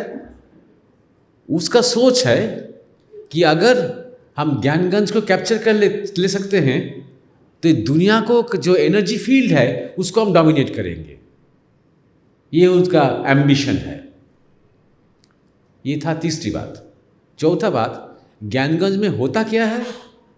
सूर्य विज्ञान। सूर्य विज्ञान, बहुत सारे विज्ञान है जो साधारण हम लोगों को पता नहीं है। जैसे सूर्य विज्ञान है, चंद्र विज्ञान है, वायु विज्ञान है। वायु विज्ञान के साथ हमारा प्राण का जोग है, सांस प्राण का जोग है। वायु विज्ञान है, जल विज्ञान है, भूमि विज्ञान है। ये जो खिति आप तेज मरुद बम, ये जो पंच तत्व है, ये एक तत्व में बहुत सारे ज्ञान है, बहुत सारे एनर्जी है जो आप मैनिपुलेट कर सकते हैं हायर डायमेंशन से। ये मैनिपुलेशन कोई इंस्ट्रूमेंट से नहीं होते हैं। ये मैनिपुलेशन चेतना से होता है, मन से होता है, हायर एनर्जी से होता है। तो ज्ञानगंज का जो लोअर डायमेंशन है, 3 डायमेंशनल है ज्ञानगंज। ज्ञानगंज भी 3 डायमेंशनल है। वो जो लोअर डायमेंशन में ज्ञानगंज में सूर्य विज्ञान का चर्चा होता है। यहाँ से समझ लीजिए कि आपको बुला लिया ज्ञानगंज से, तो पहले तो आपको शुद्धिकरण होगा, अंत शुद्धि होगा, आपको भोजन सब धीरे धीरे कम हो जाएगा। सिर्फ वायु से आपको भोजन करना सिखाएगा वो लोग। सिर्फ सूर्य का जो एनर्जी है उससे कैसे भोजन कर सकते हैं, डायरेक्टली प्रोसेस छोड़कर, वो आपको सिखाएगा वहाँ। वो बहुत दिन होने के बाद, उसके बाद धीरे धीरे मंत्र है, उपासना है, पद्धति है, और धीरे धीरे सूर्य विज्ञान का प्रयोग हम कैसे कर सकते हैं वस्तुओं के ऊपर, शरीरों का ऊपर, सब चीज़ का ऊपर सूर्य विज्ञान का कैसे प्रयोग हम कर सकते हैं। ऐसे चंद्र विज्ञान का प्रयोग हम कैसे कर सकते हैं? चंद्र विज्ञान का इफेक्ट कहाँ होता है? मन में।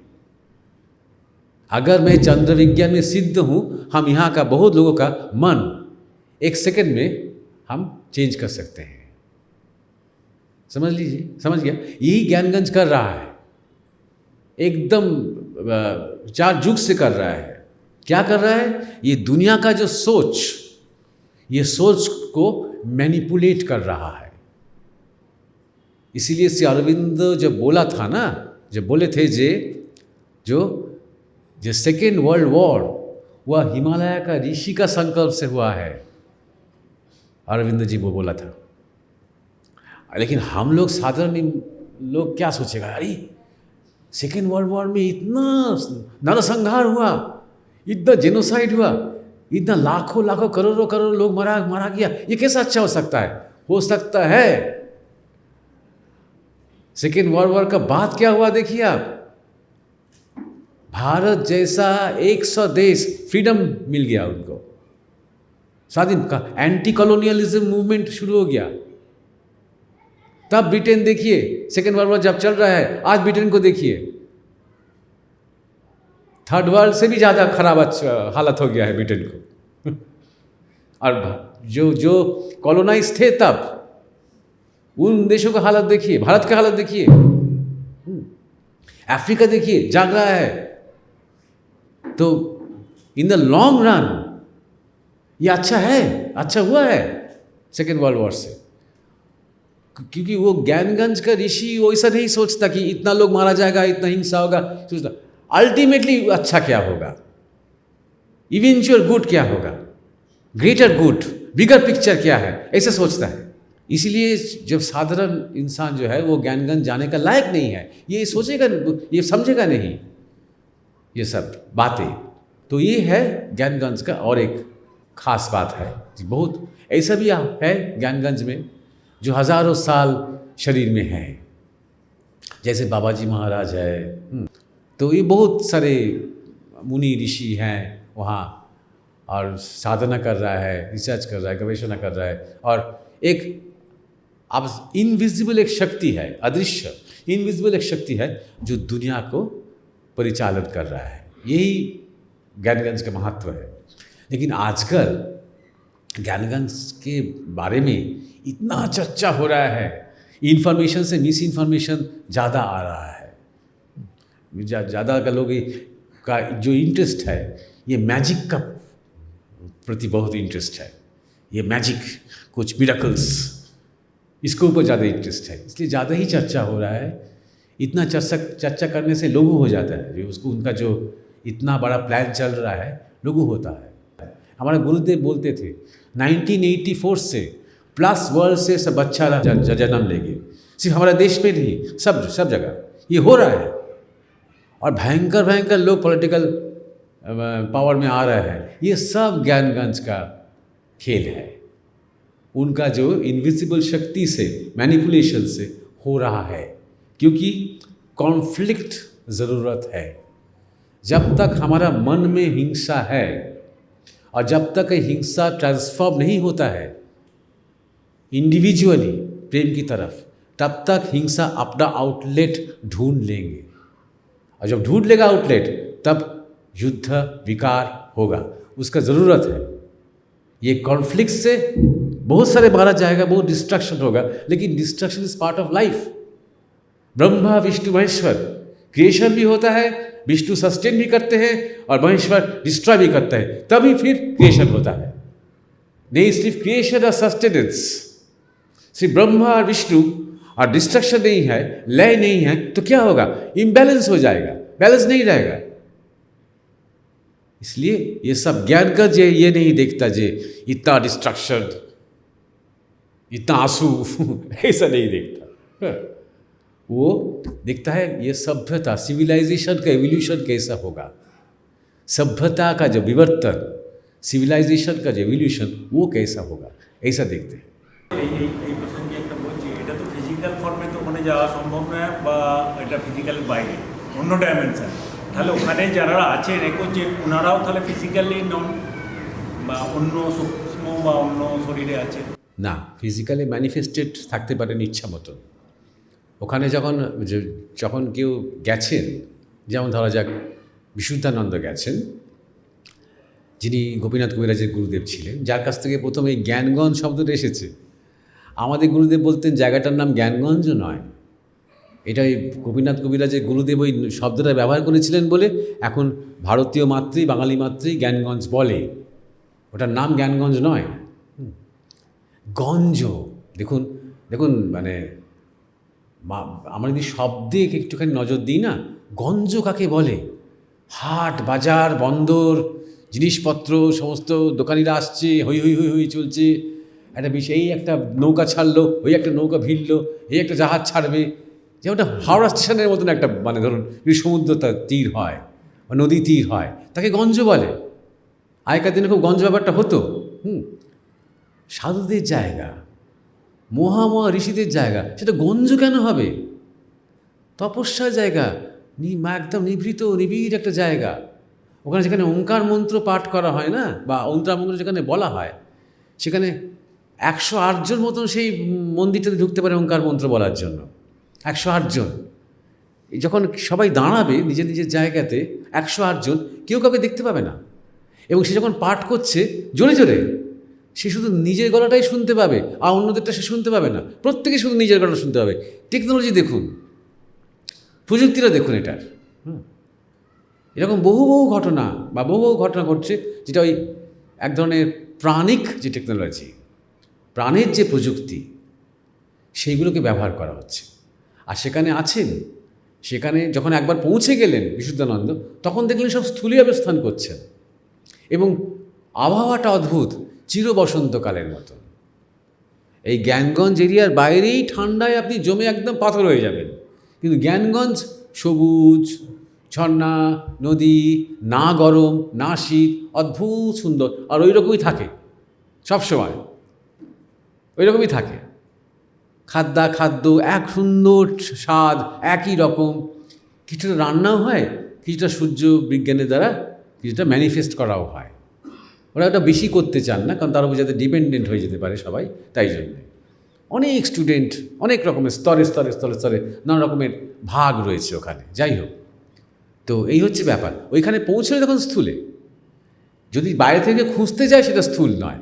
এই অদ্ভুত একটা মানে দ্বন্দ্বাত্মক ব্যাপার রয়েছে। ওখানে পৌঁছে গিয়ে যখন একবার যদি ওখানে ঢুকে যান, কেউ ধরা যাক কোনোভাবে সিকিউরিটি ভেদ করে, যৌগিক সিকিউরিটি ভেদ করে কেউ ধরে ঢুকে গেল, তখন সে স্থূলেই দেখতে পাবে সেখানটা,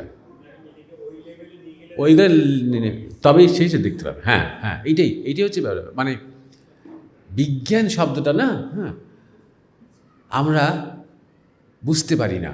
মানে আমি যদি যেমন মানে মনোবিজ্ঞান হয়, যোগ বিজ্ঞান হয়, আত্মবিজ্ঞান হয়, কিন্তু আমরা যখন এই বিজ্ঞান ও বিজ্ঞানী কথাটা বলি, সবসময় জড়টা ভাবি, ফিজিসিস্ট ভাবি, কেমিস্ট ভাবি, সয়েল নিয়ে, ভূমি নিয়ে কাজ করছে এমন লোককে ভাবি, খুব ফিজিক্যাল ব্যাপারটা ভাবি আমরা। কিন্তু আমি যদি শক্তির দিকে যেই যাচ্ছি, ধরুন আমরা যখনই স্থূল থেকে উঠে একটু এনার্জির দিকে যাচ্ছি, সেটা তো আর জ্বর নেই। যখন আইনস্টাইন তার ফর্মুলা লিখছেন, জ্বর কোথায়? সেটা স্পিড অফ লাইট বলছেন, সেখানে আপনার কোথায়, জ্বর কোথায়?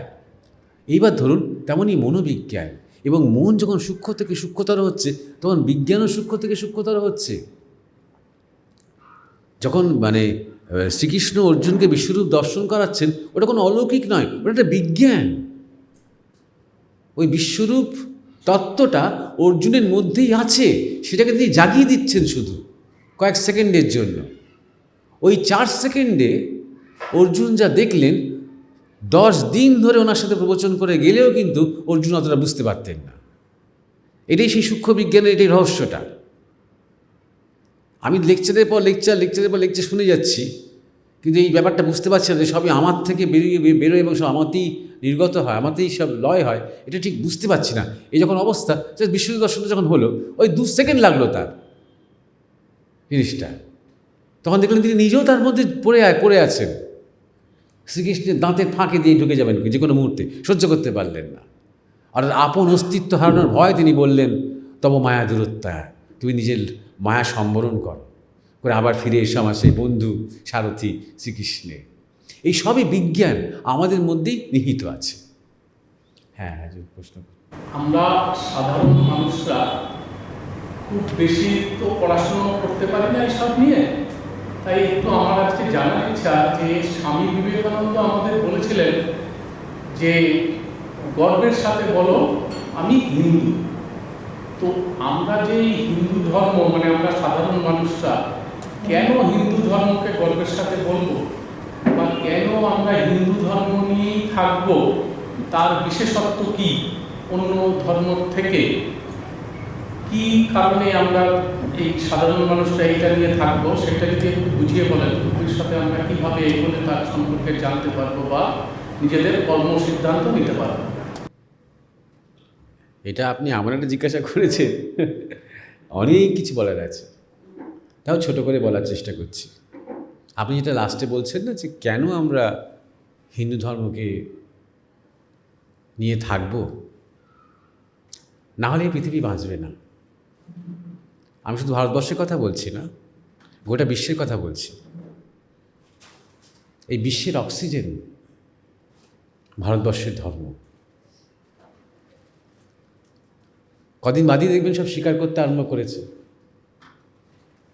ওরাও যেগুলো, আমরাও যেগুলো জেনেছি, ওদের বিজ্ঞান বলে, ওদের ফিজিক্স বলে, ওদের কেমিস্ট্রি বলে, ওদের ম্যাথামেটিক্স বলে, ওদের দর্শন বলে, সব কিছু ভারত থেকে হয় নেওয়া, নাহলে চুরি করা। আমি তো একটু অবাকই হলাম, কয়েকদিন আগেই হয়তো আপনি লক্ষ্য করেছেন যে ইউরোপিয়ান ইউনিয়নের সাথে ভারতের একটা মেজর ট্রেড এগ্রিমেন্ট হলো। তাতে ইউরোপিয়ান ইউনিয়নের যিনি প্রধান উর্সুলা পরিষ্কার বলছেন ইউরোপ সব দিক দিয়ে ভারতের কাছে ঋণী। একদিন বলতো না ওরা, সব দিক দিয়ে আমাদের অঙ্ক, আমাদের সায়েন্স, আমাদের টেকনোলজি, আমাদের দর্শন, আমাদের সাহিত্য, সংস্কৃতি, সব কিছু ভারতের আলোকে উজ্জ্বল হয়ে আমরা সেগুলো পেয়েছি, সেগুলো ভোগ করতে পেরেছি এত বছর ধরে। এই কথা তিনি ইউরোপিয়ান ইউনিয়নের নেতা বলছেন। তার এখন সময় হয়েছে ভারতকে তোয়াজ করার, আমেরিকার কাছ থেকে ধাক্কা খেয়ে। কিন্তু তোয়াজ করে সত্যি কথাটা বলতে হচ্ছে তাকে। প্রথম উত্তরটা হচ্ছে এইটাই, শুধু ভারতবাসীর জন্য বলেননি স্বামীজি, গোটা নেতাজিও বলতেন, India's freedom is redemption for the whole world. আমাদের গুরুদেব একটা খুব সুন্দর কথা বলতেন, জানেন, খুব সুন্দর। আমি আবার জিজ্ঞাসা করেছিলাম যে যত মহাপুরুষ আসে সব ভারতেই কেন বেশি আসে, কেন আফ্রিকাতে কি চায়নাতে কি অন্যান্য আইসল্যান্ডে, গ্রিনল্যান্ডে, এগুলোতে কেন অস্ট্রেলিয়াতে, কেন ভারতবর্ষেই বেশি আসে? দুটো উত্তর, দুটো বলছেন, দুটো কারণ। এক হচ্ছে ভারতের মাতৃশক্তি। ভারতের মেয়েরা, ভারতের মায়েরা যত ভালো, যত পবিত্র, যত উন্নত, পৃথিবীর আর কোথাও সেটা নয়। মাতৃগর্ভ পাবে না মহাপুরুষ অন্য কোনো দেশে। মহাপুরুষ মাতৃগর্ভ খোঁজেন। বিবেকানন্দ একজন ভবতারিণীকে খোঁজেন, রামকৃষ্ণ একজন চন্দ্রামণি দেবীকে খোঁজেন, চৈতন্যদেব একজন শশী দেবীকে খোঁজেন। তো সেই এক নম্বর। দু নম্বর হচ্ছে, এটা খুব সুন্দর, এটা আসল প্রসঙ্গ যেটা নিয়ে আপনাকে বলতে যাচ্ছি, যে প্রত্যেক দেশেরই ভালো সময় আসে। সেই ভালো সময়টা নিয়ে সে সারা পৃথিবীতে খুব তার দাদাগিরি, দাপট দেখিয়ে দেয়। জাপানের কখনো ভালো সময়, কখনো আমেরিকার ভালো সময়, কখনো চীনের ভালো সময়, কখনো মিশরের ভালো সময়, কখনো রোমের ভালো সময়। তার একদম তটস্থ করে দেয় গোটা বিশ্বকে তার ভালো সময়টা দিয়ে। একদম বলে ভারতের যখন ভালো সময় আসে না, তখনও সে পুরো পৃথিবীকে কঙ্কার করে, গায়ের জোরে নয়, অস্ত্র দিয়ে নয়, প্রেম দিয়ে, ক্ষমা দিয়ে, জ্ঞান দিয়ে, ভালোবাসা দিয়ে। হাতে তরোয়াল নিয়ে নয়, হাতে ভিক্ষাপাত্র এবং দণ্ড নিয়ে, যেটা বুদ্ধের সময় হয়েছিল। আগে এরকম অনেকবার হয়েছে। তাই জন্যে যখন মহাপুরুষেরা আসেন, তখন পুরো পৃথিবীর দিকে তাকিয়ে তারা দেখেন কোত্থেকে শুরু করা যায়, স্টার্টিং পয়েন্টটা কোথায়। জুম ইন করার মতন সঙ্গে সঙ্গে সেটার সঙ্গে সঙ্গে ভারতবর্ষের দিকে চলে আসে। এখান থেকেই একমাত্র স্টার্ট করা যায় এক্সপ্যানশন, এখান থেকেই একমাত্র বিস্তার হয়। সুতরাং ভারত মাতা শুধু আমাদের মাতা নয়, ভারত মাতা পুরো জগতের মাতা। এইটা প্রথম কারণ যার জন্য আমাদের গর্বিত হতে হবে আমরা হিন্দু বলে।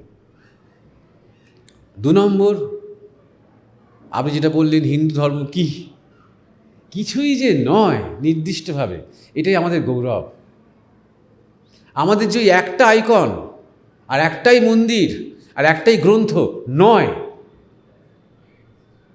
আমাদের যেমন বেদ উপনিষদ আছে, তেমন ভগবদ্গীতা আছে, তেমন হনুমান চালিসা আছে, তেমন রামচরিতমানস আছে, তেমন রামকৃষ্ণ কথামৃত আছে, বিবেকানন্দ আছে, শঙ্করাচার্য আছে, যে যেটা মানি বেশ করি। আমাদের যে কোনো একটা নির্দিষ্ট আইকন এইটা দেখিয়ে এই হচ্ছে হিন্দু ধর্ম নয়। That is Y I am proud. আমি অন্তত ব্যক্তিগতভাবে এটা আমাকে প্রাউড করে যে তোমাদের সবাইকে মানতেই হবে one and only true god. এটা যে আমরা নই, নাহলে ঘাট ধরে তোমাকে একদম আমরা মানে পাপী বলে, বিধর্মী বলে তোমাকে আমরা গলা কেটে দেবো, এটা যে আমরা নই।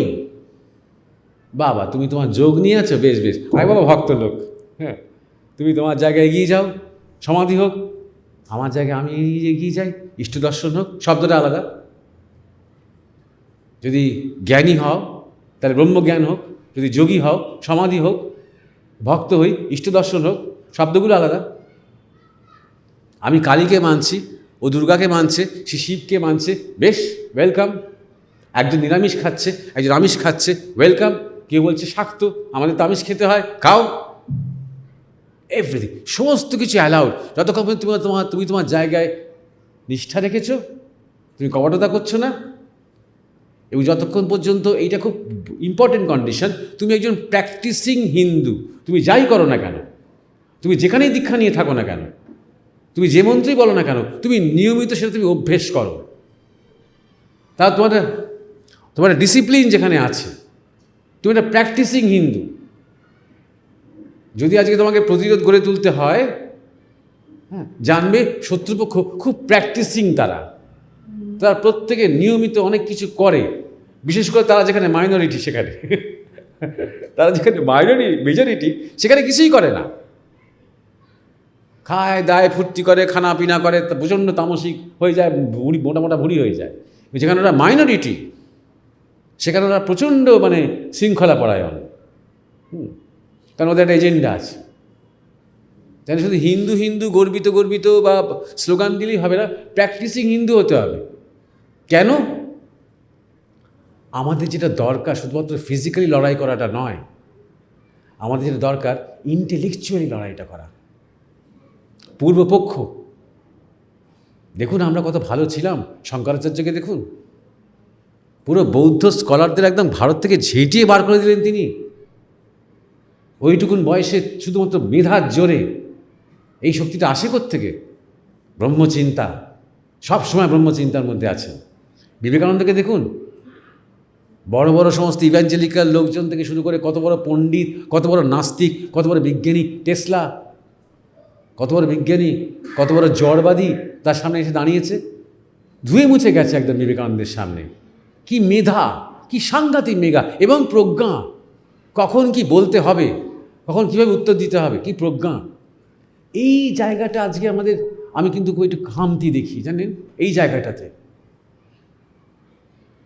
মানে চলো গিয়ে 5 জনে মিলে ধরে বল জয় শ্রীরাম বল, মানে পেটাবো, এরকম এই করার লোক হয়তো আছে, কিন্তু এতদিন ধরে এত বছর ধরে এই যে বামপন্থী যে এক একটা করে তর্ক তুলেছে, সেটাকে প্রতিরোধ না করে আমরা খুঁজছে গেছি কেন? আমরা উত্তর দিতে পারো, আমরা উত্তর দিচ্ছি না কেন? তোদের তো 33 কোটি দেব দেবতা, আমি সঙ্গে সঙ্গে বলি 33টার নাম বল, 33টার নাম বল। এবং আমি গর্বিত, প্রত্যেকটা প্রকৃতির উপাদানকে আমরা দেবী বলেছি, দেবতা বলেছি, আমি গর্বিত। তোমাদের তো পরিবেশ পাঠ শিখতে হচ্ছে না, একটি বৃক্ষ একটি প্রাণ স্লোগান দিতে হচ্ছে, আর গিয়ে গাছ রোপণ করতে হচ্ছে। আমরা গাছকে দেবতা বলেছি, আমরা জলকে দেবতা বলেছি, আমরা বায়ুকে বলেছি, মাটিকে বলেছি, ফসলকে বলেছি, গরুকে বলেছি, যাদের কাছ থেকে আমরা কিছু পেয়েছি সবাইকে বলেছি। আমরা গর্বিত। এবং ফিজিক্যালটা অতিক্রম করে যখন একটু স্পিরিচুয়ালি ঢুকেছি, থিওলজিক্যালি ঢুকেছি, তখন শক্তিকে বলেছি কালী, স্থিতিকে বলেছি শিব, ক্রিয়েশনকে বলেছি ব্রহ্মা, প্রিজার্ভেশনকে বলেছি বিষ্ণু। কি তত্ত্ব, কি সায়েন্স দেখুন। ডিস্ট্রাকশনকে বলেছি শিব। যা কিছু প্রকৃতিতে রয়েছে কনসেপচুয়ালি রয়েছে, সেই কনসেপ্টগুলোকে আমরা একটা নাম দিতে পেরেছি। শুধু নাম দিতে পেরেছি না, পূজা করতে পেরেছি, রিয়েলাইজ করতে পেরেছি নিজেদের মধ্যে। অর্থাৎ তোমাকে কোনো একটা মানে সায়েন্সের কোনো ল্যাবরেটরিতে গিয়ে প্রজেক্ট নিয়ে রিসার্চ করে তোমাকে ফিজিক্স বুঝতে হবে না, তোমার মধ্যে তুমি ফিজিক্সকে বুঝতে পারবে যদি তুমি কালী এবং শিবের চিন্তা করো। Static, dynamic. ডাইনামিক নাচছেন স্ট্যাটিকের ওপরে, যেমন সমুদ্র আর সমুদ্রের ঢেউ। কেন আমরা উত্তর করে দিতে পারিনি সেদিন যখন 33 কোটি দেবদেবতা বলে হাসাহাসি করেছে? এই যে প্র্যাকটিসিং হিন্দু নয় বলে, শুধু ভয় পাওয়া হিন্দু, শুধু গুটিয়ে যাওয়া হিন্দু, শুধু সংকুচিত হিন্দু। প্র্যাকটিসিং হিন্দু হতে হবে, বুঝতে হবে আমি কার পূজা করছি, কেন পূজা করছি। আর এই জন্যই সাধুসঙ্গ, সৎসঙ্গ দরকার। কারণ এই উপদেশটা তো মাস্টারমশাই দিতে পারবেন না, মা বাবা দিতে পারবেন না, কাকা জ্যাঠা দিতে পারবেন না, পাড়া দাদারা দিতে পারবে না, মোবাইল গেমস দিতে পারবে না। তো এই উত্তরগুলো, এই আলোচনাগুলো, এই প্রসঙ্গগুলো আনতে পারবে না। তো কে আনতে পারবে? সাধুরা পারবে, মহাজনেরা পারবে, গুরুরা পারবে। এরকম একের পর এক যখন আক্রান্ত হয়েছে, মানে নানা রকম ছোটো বিষয় যেগুলো কেউ বোঝে না। বুঝতে হবে আমাদেরটা 30-40 হাজার বছরের একটা ইতিহাস। আপনি জিজ্ঞাসা করছেন না কেন আমরা গর্বিত হব, এটাও আরেকটা কারণ। আমাদের 30-40 হাজার বছরের ইতিহাস, আমাদের সংস্কৃতি, আমাদের সভ্যতা, এই গোটা উপমহাদেশ, গোটা এশিয়া, যান না ইন্দোনেশিয়া, যান না মালয়েশিয়া, দেখুন না। আমি নিজে স্পেনে দেখেছি, বার্সেলোনা থেকে একটা পুরনো গির্জা, খুব প্রাচীন নাকি গির্জা, দেখতে গেছি আমরা 6-7 জন মিলে, গুরু ভাইরা, বন্ধুরা মিলে গেছি। দেখতে গিয়ে দেখলাম যে গির্জার পাশে আরেকটা ছোট গির্জা, সেখানেও খুব ওই গির্জারই অঙ্গ। সেখানে যে মাদার মেরি, যিনি কালো কুচকুচে, আমি তো হাঁ হয়ে গেছি। পাশে ফিসফিস করে আমাকে একজন ইটালিয়ান বলছে কালী। হ্যাঁ, প্রাচীন এক কালী।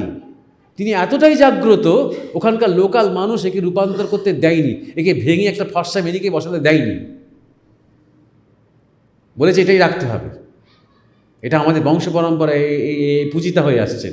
ওর কোলে একটা ফর্সা যিশু বসিয়ে দিয়েছে, এইটুকু যিশু, ফর্সা যিশু বসিয়ে দিয়েছে ওই কালো কালীর কোলে।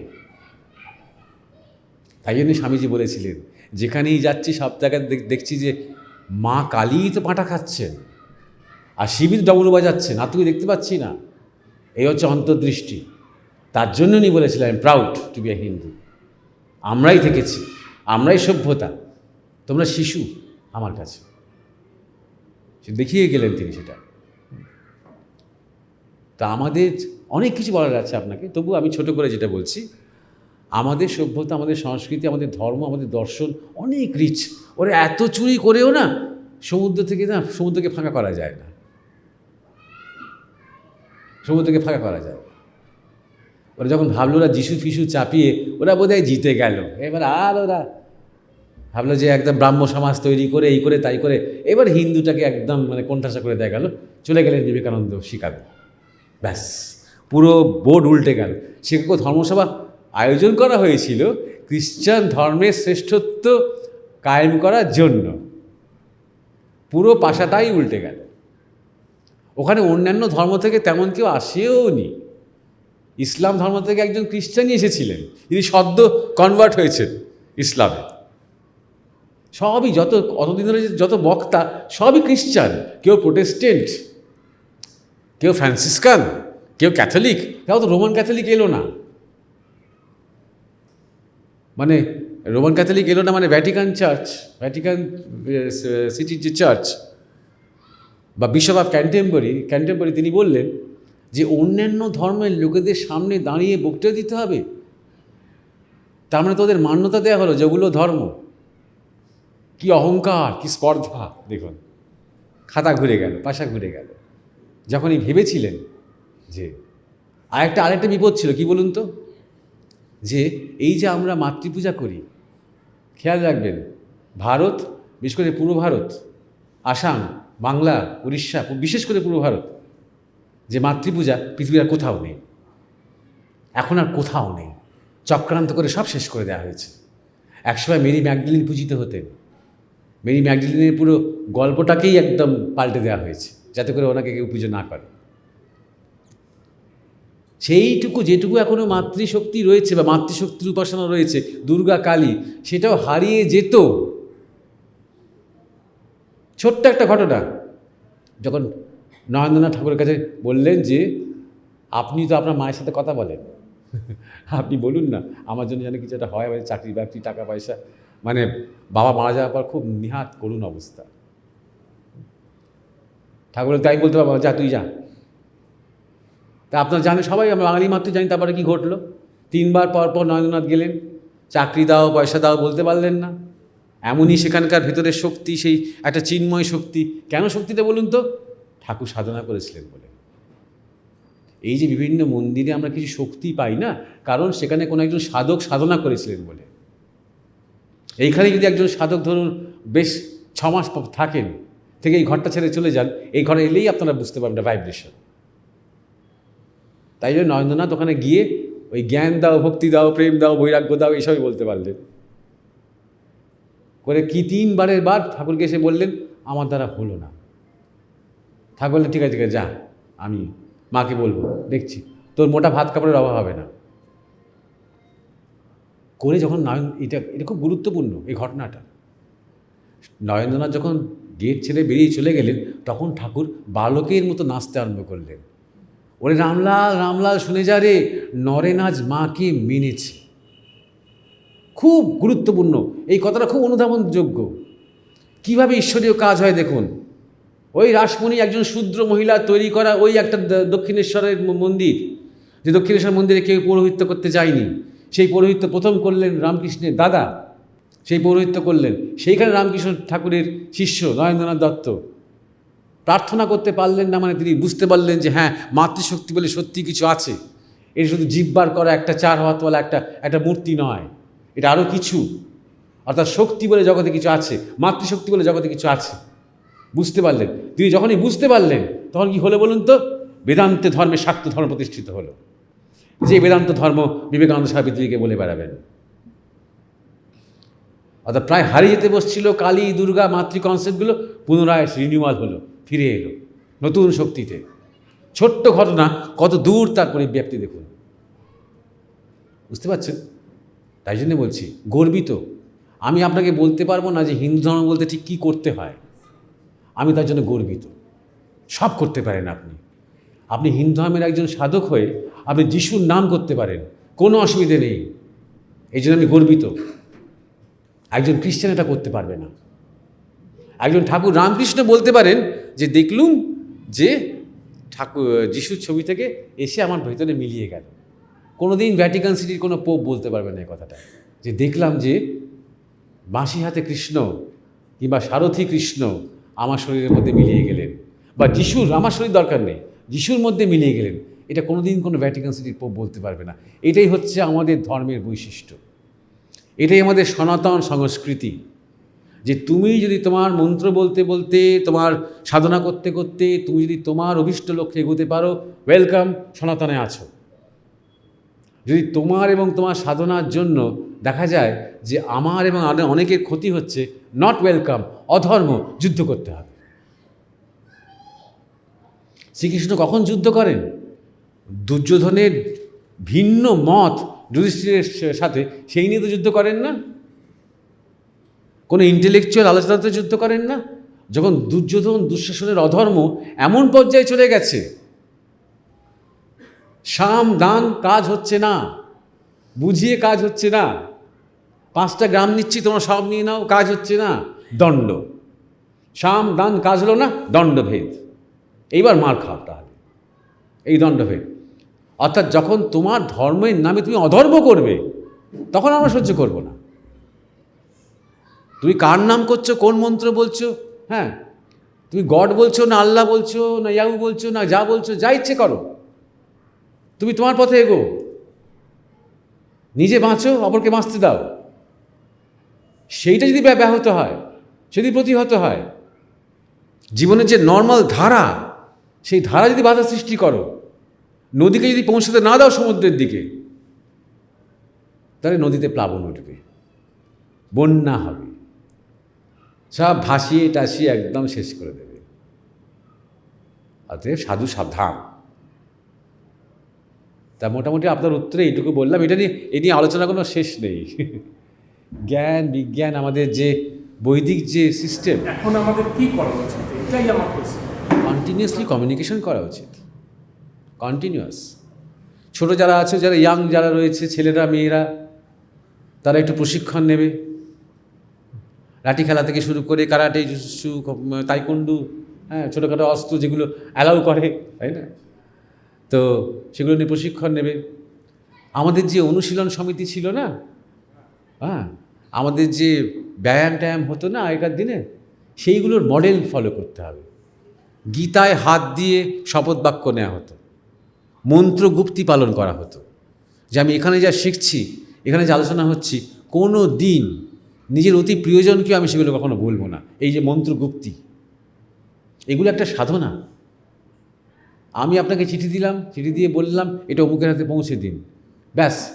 আপনাকে কিন্তু বললাম না চিঠিটা কী পড়ে আছে দেখুন, আপনি কিন্তু চিঠিটা পড়বেন না, আপনি জাস্ট পৌঁছে দেবেন। আপনি জানেন না আপনি কী চিঠি নিয়ে যাচ্ছেন, কার লেখা, কাকে, আপনি জানেন না। যদি কখনো আমরা ধরা পড়ি, পুলিশ কিছু বার করতে পারবে না আমাদের মধ্যে থেকে। এই হচ্ছে মন্ত্রগুপ্তির মানে উদ্দেশ্যটা। এই রকমভাবে কয়েকটা যদি আমরা স্টেপস নিই, যখন আমরা নিজে, আমাকে অনেকেই বলে, যেমন ধরুন আমাদের ভিডিও টিডিও বেরোয় তো, বাংলাদেশ থেকে প্রচুর হিন্দুরা আমাকে বলে যে মহারাজ এই অবস্থায় আমরা হিন্দুরা কী করব, কীভাবে সংগঠিত হব, কী করব, এটা যদি বলেন। আমি মনে মনে ভাবি, মূর্খ তোরা চাষ, আমি ভিডিওতে সেটা আলোচনা করি, সবাই শুনতে পায়, শত্রু মিত্র সবাই বুঝতে পারে, আচ্ছা মহারাজ এই শিখিয়ে দিচ্ছে, আচ্ছা তো সেই নিয়ে এগোবে, তাই না? তো যাই হোক, তাই জন্য বলছি যে নিজেদের মধ্যে সবসময় একটা ডিসিপ্লিন, অর্গানাইজ থাকা, হ্যাঁ, এবং কমিউনিকেশন করা। এই ব্যাপারটা মানে যেটা নিয়ে আপনার সাথে আলোচনা হচ্ছে বা সবার সাথে সবসময় হচ্ছে, ধর্ম কী এবং আমরা কেন গর্বিত হব, আমাদের গর্বের জায়গাটা কোথায়, আমাদের মেন প্রিন্সিপালসগুলো কী, ত্যাগ মানে কি, ব্রহ্মচর্য মানে কি। আজকে তো ব্রহ্মচর্য দেখবেন মেইন স্ট্রিম যে মেডিকেল সায়েন্স, সেই সবচেয়ে উল্টো কথা বলছে। মেইন স্ট্রিম যারা টিচার্স রয়েছে, হাই স্কুল জুনিয়র স্কুলে যারা টিচার রয়েছে, তারাই তো সবসময় ছেলে মেয়েদের একটা উচ্ছৃঙ্খল লাইফস্টাইলে উস্কে দেওয়ার চেষ্টা করছে। অথচ ব্রহ্মচর্যের রেজাল্ট তো শঙ্করাচার্য, ব্রহ্মচর্যের রেজাল্ট তো বিবেকানন্দ। আমার গুরুদেবকেও দেখেছি, কি সাংঘাতিক স্মৃতি, কি সাংঘাতিক মেধা, কি সাংঘাতিক জ্ঞান, মুহূর্তের মধ্যে যে কোনো জায়গায়, যে কোনো প্রশ্নের। অস্খলিত ব্রহ্মচর্য। জীবনে একবার তাকে দেখতেন, 10 বছর আগে একবার নামটা শুনেছেন, দেখলেই তার নামটা বলতে আরম্ভ করতেন। এটা অস্খলিত ব্রহ্মচর্য। এই যে শক্তি, সবাই হয়তো অস্খলিত পারবে না, কিন্তু এই যে সংযমের যে শক্তি। এবং গুরুদেব একটা কথা বলতেন, সভ্যতার পরিভাষা সংযম। এই যে এটা একটা মন্ত্রের মতন। কোন ধর্ম দিতে পেরেছে এরকম ধরনের একটা স্টেটমেন্ট? দাও মাস্ট ফরগিভ টরগিভ, এরকম ধরনের বেনাল কথাবার্তা ছাড়া, আত্মানং বৃদ্ধি, হ্যাঁ, তত্ত্বমসি শ্বেত কেতু, কোন ধর্ম দিতে পেরেছে? কোন শ্লোক, কোন বাণী এভাবে উজ্জীবিত করতে পেরেছে? শ্রীনন্ত বিশ্বামৃতস্য পুত্রা, কে বলতে পেরেছে? এত পজিটিভ, এত আনন্দময়, এত উজ্জ্বল, কে বলতে পেরেছে? তাই জন্য বলছি যে সেই কমিউনিকেশনটা সবসময় দরকার, সবার সাথে সবার। ধরুন আমি একবার শুনলাম, আস্তে আস্তে আমাদের ব্যাটারিগুলো সেই সেলফোনের মতন, 2 দিন পরেই আবার একটু চার্জের দরকার হয়, জানেন তো? তাই একটু নিয়মিত এরকম ধরনের চর্চাগুলো করা, মাঝে মাঝে একত্রিত হয়ে বসা, হ্যাঁ, এই চর্চাগুলো তো যত করবো না, তত ভেতরে ভেতরে ভেতরে ভেতরে এই যে আত্মাভিমান। অন্য ধর্মে কি হয়েছে যে একটা সময় যেমন ফ্রাইডে মুসলিমরা একসঙ্গে মিট করে, সানডেতে খ্রিস্টানরা মিট করে, হিন্দু ধর্মে এরকম কোনো একটা মিটিং পয়েন্ট নেই। তার ফলে ইউনিটের ব্যাপার, তার ফলে আমরা স্বাভাবিক। আসলে যদি ব্যাপারে ভেবে দেখেন, আছে। সেখানে গিয়ে একটা ইউনিট তৈরি, যেহেতু ওটা একটা মনোলিথিক ধর্ম, এটা করা খুব সহজ। ইহুদিদের ক্ষেত্রেও তাই, ওদের ক্ষেত্রেও তাই, খ্রিস্টানদের ক্ষেত্রেও তাই। ক্রিসমাস, সামান্স, রোববার দিন সকালবেলা সারমান, যেহেতু এই ধর্মগুলো মনোলিথিক, একটাই গড, একটাই গডের ছেলে, সেভিয়ার, পুত্র, একটাই গ্রন্থ। এটা আমার দেশটা একটু বলে নিই, এটা খুব ইম্পর্টেন্ট। আপনি যেটা কথাটা তুলেছেন খুব সুন্দর কথা, এটা আমি অনেক ভেবেছি। এক নম্বর কথা হচ্ছে, আমাদের দেশে যত প্রাচীন মন্দির আছে এগুলো সব কিন্তু টেম্পল টাউন। মন্দির আগে তৈরি হয়েছে, সেই মন্দিরকে ঘিরে তারপর টেম্পল, তারপর টাউন তৈরি হয়েছে। অর্থাৎ মন্দিরকে ঘিরে বাজার দোকান, মন্দিরকে ঘিরে পুকুর, যে পুকুরে সবাই এসে কাপড় কাচবে, চান করবে, মন্দিরকে ঘিরে পাঠশালা, ব্রহ্মচর্য আশ্রম, গুরুকুল, মন্দিরকে ঘিরে বৈদ্য, দাতব্য, মন্দিরকে সাক্ষী রেখে মন্দিরকে ঘিরে সালিসি। মানে আপনি মানুষ মাঝে মাঝে প্রয়োজনে অপ্রয়োজনে সবসময় মন্দিরে আসছে। মন্দিরে যিনি দেবতা, তিনি হলেন গ্রামের কর্তা বা কর্ত্রী, তাকে নিয়েই সব কিছু। যখন কোনো অনুষ্ঠান হচ্ছে, উৎসব হচ্ছে, ধরা যাক পাঁটা কাটাই হচ্ছে, সেই পাঁটা হয়তো মানত করেছে কোনো ধনী পরিবার, কিন্তু পাঁটাটা খাবে কিন্তু গ্রামের সবাই ঘটিবাটি নিয়ে এসেছে। ধরুন বিশেষ কোনো দিন, নবান্ন, শিবকে দুধ দেওয়া হচ্ছে, সমস্ত যত গোয়ালা আছে সবাই দুধ জমিয়ে রেখে দিয়েছে শিবকে দেওয়ার জন্য। সেই দুধ ঢালা হলো শিবের মাথায়, সেই দুধের পায়েস হলো, কারা পেল? গ্রামের সবাই, শুধু সেই গোয়ালারা নয়। দেখুন কি সিস্টেম, এটা কি অসাধারণ সিস্টেম। দেখুন যত বড় বড় সেই সময়কার টোলার মতন যত বড় বড় দক্ষিণ ভারতের রাজারা বিদেশ যাত্রা করেছেন, আগে সেই মন্দিরে এসে আশীর্বাদ নিয়েছেন বিগ্রহের, যেন ভালো করে বাণিজ্য হয়, করে জাহাজ ছাড়িয়ে দিয়েছে, ছেড়েছে এখান থেকে। এখন কি হয়ে গেছে, এটাও খ্রিশ্চান একটা নকল, এখন হয়ে গেছে মন্দির একটা জনশূন্য, একটা মানে কোলাহলহীন একটা ধ্যান জপে জায়গা। কোনো দিন মন্দির ধ্যান জপের জায়গা নয়। ধ্যান জপের জায়গা হচ্ছে আপনার ঠাকুর ঘর, ধ্যান জপের জায়গা হচ্ছে একটা আশ্রম। মন্দির হচ্ছে অ্যাক্টিভিটির জায়গা, পূজার জায়গা। ওখানে এসে মানুষ একটা না বসেই একটু দাঁড়িয়ে বিষ্ণুকে নমস্কার করলে বেশ একটা এনার্জি পেয়ে যাচ্ছে, তার জন্য মন্দির তৈরি হয়েছে। সুতরাং আমাদের দেশেও ছিল ওরকম ফর্মাল বুধবার, বৃহস্পতিবার, শুক্রবার করে নয়, রোজই মন্দিরকে কেন্দ্র করেই পুরো পাড়াটা, পুরো গ্রামটা, পুরো টাউনটা। তাই জন্যে এই যে বিদেশি শাসকেরা এসে এত মন্দির ভেঙেছে কেন, এত বিগ্রহ নষ্ট করেছে কেন? কারণ ওইখানেই অভিমানটা, ওইখানেই অহংকারটা। ওই জন্যে আজকের দিনে তো করতে হয় না। আজকের দিনে তো প্রেসিডেন্ট ট্রাম্প তো আপনার ভেনেজুয়েলাতে জাস্ট প্রেসিডেন্টকে মাদুরাকে নিয়ে চলে গেল, ব্যাস কন্ট্রোল এসে গেল আমেরিকার। কই ভেনেজুয়েলা কোনো মন্দির তো ভাঙতে হলো না। তখন দেখুন এত মন্দির ভাঙতে হয়েছে, কারণ মন্দিরটাই সেন্টিমেন্ট, রাজা নয়, প্রধানমন্ত্রী নয়, ইলেকটেড পার্টি নয়, মন্দির আমাদের বিগ্রহ, সেটা নিয়ে সেন্টিমেন্ট। সেই জায়গাটায় যেমন আমাদের বাড়িতেও ধরুন, ঘরেও দেখুন, যে কোনো একটা নিষ্ঠাবান হিন্দু ফ্যামিলিতে আগে ঠাকুরকে না দিয়ে ভোগ নিবেদন করা হয় না। আমাদের গুরুদেবকে যেমন একজন এসে বলছে যে বাবা আমরা তো রোজ সকালবেলা দিই কিছু, হ্যাঁ সকালবেলা আপনি খান, বুঝি কিছুক্ষণ চুপ করে থাকলে বলে আমাকে দেওয়ার ব্যাপারে সব পিঁপড়ে ধরা নকুল দানা দিচ্ছিস, আর এইটুকুন গ্লাসে করে জল দিচ্ছিস, আর নিজের লুচি আর ফুলকপির তরকারি খাচ্ছিস। হ্যাঁ, শিক্ষাটা কী দিলেন বলুন তো?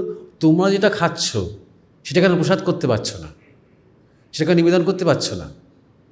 অর্থাৎ সত্যিই তাকে একজন জ্যান্ত আপন বলে মনে করো, তাকে করে দাও, তাকে বাড়ির লোক, বাড়ির কর্তা, বাড়ির প্রধান, সব ব্যাপারে তার অনুমতি নিয়ে, সব ব্যাপারে তাকে জানিয়ে, সব ব্যাপারে তাকে নিবেদন করে তারপর নিজেরা গ্রহণ করছি। চাটাই হোক, বিস্কুটটাই হোক, ভাতই হোক, ডালই হোক, তরকারি হোক, যাই হোক না কেন, সব তাকে নিবেদন করছি, তাই না? এইটাই ছিল গ্রামের কালচার, এটাই ছিল আমাদের দেশের কালচার। আজকে যে একটু আইসোলেটেড হয়ে গেছে, আজকে দেখবেন গ্রামের একটা কোণে মন্দির, এবং সেখানে ওই বিশেষ বিশেষ অনুষ্ঠান ছাড়া তেমন কেউ জড়ো হয় না। বা এখানে দেখবেন ওই মন্দিরের চাতালে বসে বসে সব মোবাইল গেম খেলছে কয়েকজন বসে বসে, বা কেউ ফাঁকা ফাঁকা আছে বলে তাসই খেলছে হয়তো, এরকম আমি খুব দেখেছি।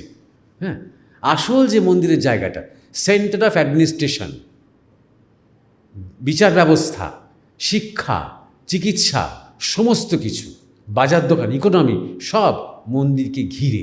আজও দেখুন দক্ষিণেশ্বরকে ঘিরে কত হাজার হাজার, আমরা হয়তো বিরক্ত হই, এত দোকান, এত কচুরি, এত জিলিপি, এত দোকান, বিরক্ত হই, কিন্তু কত হাজার হাজার মানুষের রুজি রোজগার বলুন তো। তারা কিন্তু মনে মনে ঠাকুরকে প্রণাম করছে, ভাগ্যিস তুমি ছিলে তাই যে করে খেতে পাচ্ছি। তারাপীঠ ফারাপীঠ দেখুন ডেভেলপ করে যাচ্ছে এক একটা মন্দিরে। এই যে রাম মন্দির হচ্ছে দেখবেন পুরো অযোধ্যা বিদেশ হয়ে যাবে, হয়ে যাচ্ছে অলরেডি মন্দিরকে কেন্দ্র করে। এই কালচারটা আমি ফিরিয়ে আনতে হবে আমাদের নিজেদের জীবনের ব্যবহারিকে, না এই মন্দির কালচারটাকে, মাকে বা ঠাকুরকে বা দেবতাকে কোনো কিছু থেকে বাদ দিলে চলবে না। যুদ্ধ করতেই যখন যাচ্ছি সে একদম রক্ত দিয়ে মানে তরল দিয়ে একটুখানি কেটে নিয়ে মাকে সেই পায়ে নিবেদন করে যুদ্ধ করতে বেরোলাম, সব কিছু মাকে ধরে, সব কিছু বিগ্রহকে ধরে, দেবতাকে ধরে। দুঃখ হচ্ছে, রাগ হচ্ছে, নিজেদের মধ্যে ঝগড়া করেছি, সে নিষ্পত্তি করতে মায়ের সামনে গিয়ে বসছি। এইভাবে সব করতে তাকে আনতে পারলে না, তবে ওই জাগরণটা হতে আরম্ভ করবে, বিগ্রহ জাগবে, আমরাও জাগবো। হচ্ছে হিন্দু বাঙালির ভবিষ্যৎ এবং ভারতবর্ষের ভবিষ্যৎ সম্বন্ধে আপনি কি বলেন? সে তো যারা ভবিষ্যৎ দ্রষ্টা তারা বলবে। ভবিষ্যৎ ভালো নিশ্চয়ই। আজকে দেখুন, আজকে আমরা হিন্দু ধর্ম নিয়ে এত কথা বলছি, হিন্দু ধর্মকে বাঁচানো নিয়ে কথা বলছি, এবং সবসময় বাঙালিদের কটাক্ষ করে উত্তর ভারতের লোকেরা, বিশেষ করে যারা হিন্দুত্ব আন্দোলনে যুক্ত তারা বাঙালিকে খুব নিচু নজরে দেখে। তাদের একটু শিখিয়ে দেবেন যে তোমরা আজকে হিন্দু জাতীয়তাবাদের কথা বলতে পারছো বাঙালিদের জন্য। বন্দে মাতরম গুজরাট থেকে কেউ লেখেনি, শিখিয়ে দিতে পারবে। ভারত মাতা কথাটা বলতে পারছো বাঙালির জন্য, শ্রী অরবিন্দ, কিন্তু কারণ কংগ্রেস প্রেসিডেন্ট সেখানে দাঁড়িয়ে মঞ্চে তিনি বলেছিলেন, ভারত মাতা কথাটা প্রথম বলেছিলেন। এই যে দেশকে পার্সনিফিকেশন দেওয়া, দেশকে একটা মাতৃরূপ দেওয়া, সবসময় আমরা দেশকে জেনারেলি ফাদার মাদার কেউই দেশকে বলতো না, এখন এই মাদারল্যান্ড বলা সারা পৃথিবীতে চালু হয়েছে। ভারতকে দেখে টুকলি করছে, কপি পেস্ট করছে। যদি বা বলতো ফাদারল্যান্ড বলতো, মাদারল্যান্ড বলতো না। এবং প্রাউড হিন্দু, ভারতবর্ষের যে জাতীয়তাবাদের প্রথম চেতনা, যে বিবেকানন্দ টাটাকে ফেরালেন, ফিরিয়ে বললেন আপনি এখান থেকে সয়েল নিয়ে যাচ্ছেন, মাটি নিয়ে যাচ্ছেন বিদেশে চেক করাবেন বলে, তারা সয়েল দেখে বলে দেবে যে সেই সয়েলের মধ্যে মিনারেলস আছে কি নেই? বলবে না, নিজেরা এখানে এসে ব্যবসাটা করবে। তাহলে উপায়, আপনি ইউনিভার্সিটি তৈরি করুন যারা এই নিয়ে রিসার্চ করবে। আপনার দেশের বিজ্ঞানী আপনাকে বলে দেবে যে কোন মাটিতে কীরকম ধরনের মিনারেলস আছে, কী ধরনের কাজ হবে। এই হচ্ছে জাতীয় চেতনা। জাতীয় চেতনা মানে শুধু ভারত মাতাকে জয় করা নয়, এই হচ্ছে ভারত চেতনা। তিলককে বলছেন যে আপনি শুধু মহারাষ্ট্রই করে যাবেন, শুধু মারাঠি করে যাবেন? এই সনাতন যে ভূমি, এই যে গোটা ভারতবর্ষ যে বিদেশদের কাছে পদানত হয়ে গেছে, তার জন্য কিছু করবেন না? দেশকে ভারতবর্ষ শেখাচ্ছেন বিবেকানন্দ, তাই না? বাঙালি থেকেই শুরু হয়েছে। তারই বলতে পারেন মানসপুত্র সুভাষচন্দ্র বসু, যিনি শুধুমাত্র স্বাধীনতার জন্য পাগল হলেন না, তিনি একটা ভিশন দেখতে পেলেন, তিনি ভারতের একটা ভিশন দেখলেন। সেইটা দেখাটা খুব ইম্পর্টেন্ট। যখন আমাকে কেউ সবাই বলে না অখণ্ড ভারত নিয়ে কথা জিজ্ঞাসা করে, আমি তখন একটা কথাই বলি, আগে দেখো যে আমাদের মধ্যে অখণ্ডতাটা আসছে কি না। পলিটিক্যাল অখণ্ডতাটা তো একটা শুধু নাটক মাত্র। একটা দেশে মিলিটারি ঢুকলো, ঢুকে সব অকুপাই করলো, ফ্ল্যাগ পুঁতলো, অন্য দেশে আমাদের দেশে জাতীয় সঙ্গীত বাজতে আরম্ভ করলো, আমরা টিভিতে শো দেখছি, এইটাকে ভাবছো তোমরা অখণ্ডতা। এটা তো অখণ্ডতা নয়। অ্যাকচুয়ালি অখণ্ড চেতনাটা তো আমাদের খণ্ডিত হয়ে আছে। সেই খণ্ডিত চেতনাকে অখণ্ড করতে হবে। কীভাবে করতে হবে? Cultural nationalism. কীভাবে কালচারাল ন্যাশনালিজম? আমাদের ইতিহাসটা শেয়ার্ড ইতিহাস। এই উপমহাদেশ এবং গোটা এশিয়া জুড়ে যত কালচার রয়েছে, দেখবেন সে যে ধর্মই হোক না কেন, খ্রিস্টান হোক, বৌদ্ধ হোক, ইসলাম হোক, যে ধর্মই হোক না কেন, সব শেয়ার্ড ইতিহাস, একই ইতিহাস আমাদের। তখন এই নামগুলো ছিল না। তখন এই বিশ্বাসগুলোই ছিল না, এই মতগুলোই ছিল না, হিন্দু নামটাও ছিল না। যখন শ্রীকৃষ্ণ রথে দাঁড়িয়ে অর্জুনকে গীতা বলছেন, তখন ধর্মের কথা বলছেন, সর্বজনীন ধর্মের কথা বলছেন, সর্বজনীন সত্য কথা বলছেন, সর্বজনীন যোগের কথা বলছেন। এই আমাদের শেয়ার ইতিহাস। আর ঠিক যেমন যখন ধর্মের গ্লানি হয়, অবতারেরা আসেন, তারপরে পরিত্রাতারা আসেন, সংস্কারকেরা আসেন, তেমনি সনাতন ধর্মে মহাবীর জৈন একজন সংস্কারক, তেমনি সনাতন ধর্মে গৌতম বুদ্ধ একজন সংস্কারক। তিনি বৌদ্ধ নন। চৈতন্য মহাপ্রভু একজন সংস্কারক, গুরু নানক, গুরু গোবিন্দ সিং এরা সংস্কারক। এরা ইনফ্যাক্ট মুসলমান বা ইসলামের বিরুদ্ধে লড়াই করার জন্যই গঠিত হয়েছিল।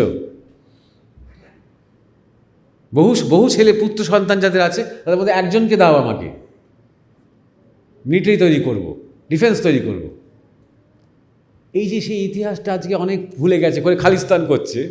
কি করে এটা হলো? এই যে কুশিক্ষা, এই কুশিক্ষা দিয়ে গেল কি করে?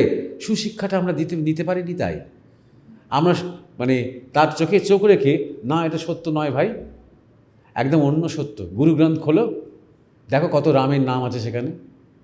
গুরুগ্রন্থ খোলো, দেখো কত হনুমানের নাম আছে সেখানে। গুরুগ্রন্থে দেখো কত শ্রীকৃষ্ণের নাম আছে। সবটা পুরোটাই সনাতন ধর্ম। তুমি ভগবান বুদ্ধের কোনো বাণী দেখাও যেখানে তিনি বলছেন যে আমি হিন্দু ধর্মের বিরোধী বা আমি বেদ বিরোধী, যেখানে তিনি নিজে উপনিষদ থেকে পাঠ করে তিনি তার ভক্তদের এবং শিষ্যদের তার মানে বলছেন। তিনি শুধু সংস্কৃত বা প্রাচীন ভাষাগুলো থেকে মুক্ত করে আধুনিক ভাষায় বলার চেষ্টা করলেন। অধিকার ভেদ তুলে দিলেন, অর্থাৎ সবাই সন্ন্যাসী হতে পারে, সবাই বিদ্যায় অধিকার হতে পারে, এই অধিকার ভেদ তুলে দিলেন। এরকম কিছু রিফর্ম করলেন, কিছু সংস্কার করলেন, চিরকাল সংস্কারকরা যা করে থাকেন। এরা সব হিন্দু ধর্মের গৌরব, সনাতন ধর্মের গৌরব। কিন্তু আজকে আমরা কী করছি বলুন তো? বুদ্ধিজম, জৈনিজম, শিখিজম, নিজেদেরই হাত পা কাটছে এই কথাগুলো বলে বলে। এই ইজম ওদের তৈরি করে দেওয়া শব্দগুলো আমরা বসিয়ে যাচ্ছি। আমি একটা কথা সবাইকে বলি, আপনাদেরও বলতে পারি এখানে, বাংলায় যখন কথা বলবেন, হিন্দি যখন কথা বলবেন, বাদ কথাটা আর বলবেন না। এটা ওদের তৈরি করা। বেদান্ত বাদ বলে কিছু হয় না। বেদান্ত দর্শন, বেদান্ত তত্ত্ব। যেমন প্রেমবাদ হয় না, লাভিজম শুনবেন না। কেন হয় না? কারণ অবভিয়াসলি প্রেম আছে জগতে, তাই জন্যে। মা সন্তানের মধ্যে প্রেম আছে, তাই প্রেমবাদ হয় না। তাহলে কী নিয়ে বাদ হয় বলুন তো? মানুষের মস্তিষ্ক উদ্ভূত কোনো দর্শন নিয়ে বাদ হয়। ফেমিনিজম, নারীবাদ। প্রকৃতিতে কোনো নারীবাদ পুরুষবাদ বলে কিছু নেই, কিন্তু নারীবাদ একটা তৈরি করতে হবে। সমাজবাদ, পুঁজিবাদ, এই বুদ্ধিমানেদের তৈরি করা সমস্ত থিওরি, সেইগুলো নিয়ে বাদ হয়। সেগুলোরা চাপিয়ে দিচ্ছে এই যে সনাতন যে বৈশিষ্ট্য, তার উপরেও বেদান্তবাদ বলছে, ধর্মবাদ বলছে, আধ্যাত্মিকতাবাদ বলছে। কোনোটাই এটা আধ্যাত্মিকতা, ধর্মবাদ নয়। ধর্ম কোনো ডিসপিউট হতে পারে না সেখানে। সূর্য যেমন সূর্যবাদ বলি না আমরা, ঈশ্বরবাদ নয়। হয় ঈশ্বর আছে বা নেই, তবে করো, কিন্তু ঈশ্বরবাদ নেই। ঠিক ইজম বলাটা যেমন ইংরেজিতে বন্ধ করা উচিত, আমরাও যখন ভারতীয় ভাষায় কথা বলবো বাংলায়, এই বাদ, যেই বাদ শব্দটা বলছি আমরা ওই বাদী যারা এই বাদ তৈরি করেছে না, তাদের ফাঁদে পা দিচ্ছি। তখন একটা কাউন্টার পয়েন্ট। বাদ মানে বিবাদ, তারপরেই প্রতিবাদ, তারপরেই বরবাদ। বাদ মানেই সমস্যা। এই যে চালাকিগুলো, এই চালাকিগুলো একদম সচেতনভাবে আমাদের বন্ধ করতে হবে। করে বললাম তো, নিজেদের প্র্যাকটিস করতে হবে। হ্যাঁ, যে জায়গাতে আক্রান্ত হচ্ছে ওদেরটাও আরেকটা পূর্বপক্ষের একটা ব্যাপার আছে। যেমন ধরুন, যখন কেউ ভালো বিতর্ক করে না, বিবেকানন্দ একবার নরেন্দ্রনাথ এসে ঠাকুরের কাছে একটু দুঃখ করে কেঁদেই ফেলেছিলেন যে যা কিছু শিখেছি, এত যা পড়াশোনা করেছি, এসব ভুলিয়ে দাও আমাকে। কেন রে? তোমার থেকে দূরে হয়ে যাচ্ছি।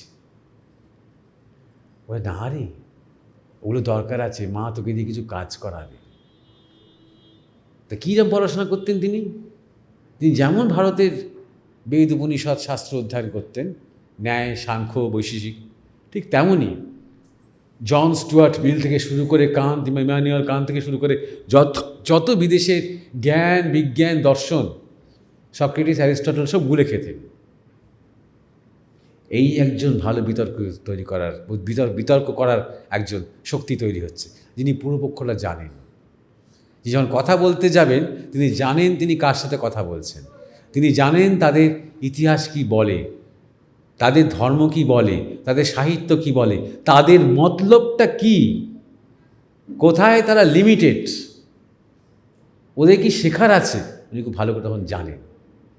তাই জন্যে আজকে যদি আপনাকে বা আমাদের সবাইকে নিজের ধর্ম, নিজের সংস্কৃতি, নিজের ইতিহাসকে রক্ষা করার জন্য রুখে দাঁড়াতে হয়, আমাদের জানতে হবে এক্স্যাক্টলি শত্রুরা কারা, তাদের ধর্ম কি, তাদের দর্শন কি, তাদের ইতিহাস কি, তাদের উদ্দেশ্য কি। আর শত্রু বলতে আমি শুধুমাত্র বিধর্মী বা অন্য ধর্মের লোকেদের কথাই বলছি না, আমাদের মধ্যে যারা যা বিরোধ করছে। হিন্দুদের তো বেশি ভয় হিন্দুদের নিয়ে, তাই না? উদার হিন্দু সবাই, সব ধর্ম হইতে এক কথা বলে, তাহলে এত যুদ্ধ কেন, এত হিংসা কেন? এইসব ন্যাকামিকে প্রশ্রয় দেবেন না, সঙ্গে সঙ্গে বলবেন কোথায় বলো তো, কোথায় সব ধর্ম এক কথা বলে? খ্রিস্টান এবং ইসলামের মধ্যে পার্থক্য বলো, সঙ্গে সঙ্গে বলবেন খ্রিস্টান এবং ইসলামের মধ্যে পার্থক্য বলো, জুডাইজমের সাথে খ্রিস্টানিটির পার্থক্য বলো, এগুলো ছেড়ে দাও। এবারে হিন্দু ধর্ম, শৈব ধর্ম, শাক্ত ধর্ম, বৈষ্ণব ধর্ম, বেদান্তের ধর্ম, কোথায় এক কথা? তুমি আমাকে শিখিয়ে দাও, বুঝিয়ে দাও, আমি তো জানি না তো কোথায় এক কথা বলছে। না, সব ধর্ম তো শান্তির কথা বলে। কোথায় শ্রীকৃষ্ণ কোথায় বললেন শান্তির কথা অর্জুনকে? গীতায়। চ্যালেঞ্জ করুন সবসময় প্রত্যেকটা কথা, ওইসব উদার নাকা কথাগুলো বলতে দেবেন না, স্টপ করে দিন। সব ধর্ম শান্তি, হ্যাঁ, শেষে গিয়ে মন্ত্র শান্তি শান্তি শান্তি। সেই মন্ত্রটা কখন বলো তো? যখন সব লাশগুলো পড়ে আছে কৌরবদের, ভীষ্ম তখনও বেঁচে আছেন সরসজ্জায়, হ্যাঁ, তখন শান্তি শান্তি শান্তি, ঠিক আছে, তখন শুনতে ভালোও লাগে, হ্যাঁ, সবাই কাঁদছে, বিধবারা কাঁদছে, মায়েরা কাঁদছে, ঠিক আছে, তখন দরকার আছে। কিন্তু সেই শান্তি আনতে গেলে অনেক অশান্তির মধ্যে দিয়ে যেতে হবে। আমাদের সেই ক্লাস 10-এ, তখন স্কুলে পড়তাম, আমাদের ডিবেট করতাম, তো আমাদের যে ইংলিশ টিচার আমাদের একটা ডিবেটের টপিক দিয়েছিলেন, দারুণ টপিক। তখন অত ছোটো কাঁচা অত পারতাম না, মানে মাথায় আসেনি বেশি কিছু, আজকে অনেক কিছু বলতে পারতাম। If you want peace, prepare for war. যদি শান্তি চাও, যুদ্ধের জন্য তৈরি হও। শান্তি শান্তি শান্তি করে করে করে করে শান্তি স্থাপন হবে না, যুদ্ধ করে অর্জন করতে হবে। যদি ধর্ম চাও, তাই ধর্মের জন্য যুদ্ধ কর, ধর্মযুদ্ধ করতে হবে, তাই না? কিন্তু সেই যুদ্ধ করতে গেলে আমাকে বুঝতে হবে যে যুদ্ধ ফ্রন্টে যখন মুখোমুখি দাঁড়াচ্ছি, ওদিকে দুর্যোধন, এদিকে অর্জুন, এদিকে ভীষ্ম, এদিকে শ্রীকৃষ্ণ, সব দাঁড়াচ্ছি, বুঝতে পারছি।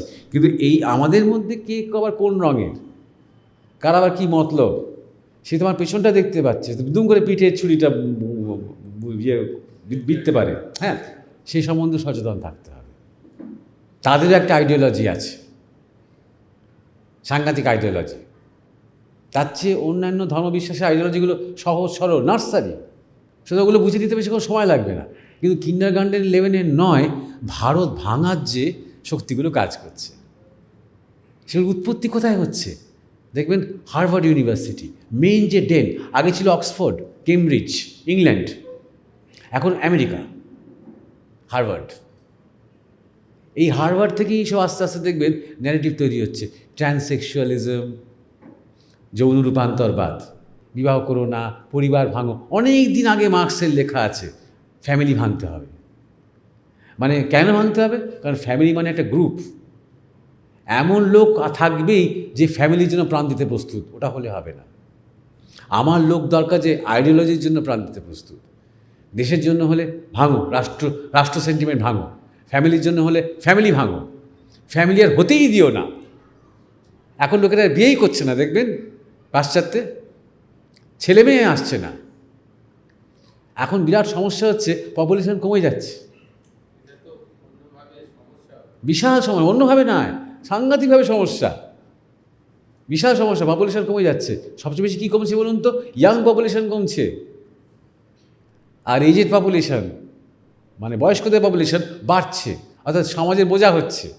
সব ন্যারেটিভ, পপুলেশন কমাও, প্রকৃতির উপর বোঝা হয়ে যাচ্ছে, একদিন পপুলেশন এক্সপ্লোশন হবে। আপনি মনে করুন আপনার ছাত্র জীবন, আমরা শুনছি 2000 সালের মধ্যেই নাকি এমন একটা জনসংখ্যার বিস্ফোরণ হবে যে পৃথিবী আর থাকবে না। থেকে গেল, এখন 26 বছর কেটে গেল, আমার পপুলেশন কমতে আরম্ভ করেছে। দেখুন চায়না এখন টাকা দিচ্ছে, ইনসেন্টিভ দিচ্ছে, তৃতীয় বাচ্চা চতুর্থ বাচ্চা আসলে। জাপানকে ভারত থেকে ডাকতে হচ্ছে ছেলেদের, ওই নিজেদের ইয়াং ছেলে নেই কাজ করার মতন। জার্মানি, সব জায়গায়। নরওয়েতে প্রচুর পাকিস্তানি বেড়ে যাচ্ছে, আর নরওয়েজিয়ান কমে যাচ্ছে, নরওয়ে ভয় খেয়ে যাচ্ছে।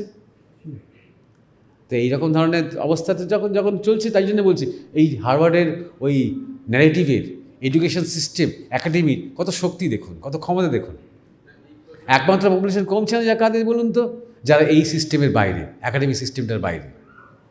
একটা জিনিস খেয়াল রাখবেন যে কলোনিয়াল এডুকেশন দ্বারা আমরা হিন্দুরা যতটা প্রভাবিত হয়েছি, সেই একই এডুকেশনে কিন্তু মুসলমানরা অতটা প্রভাবিত হয়নি।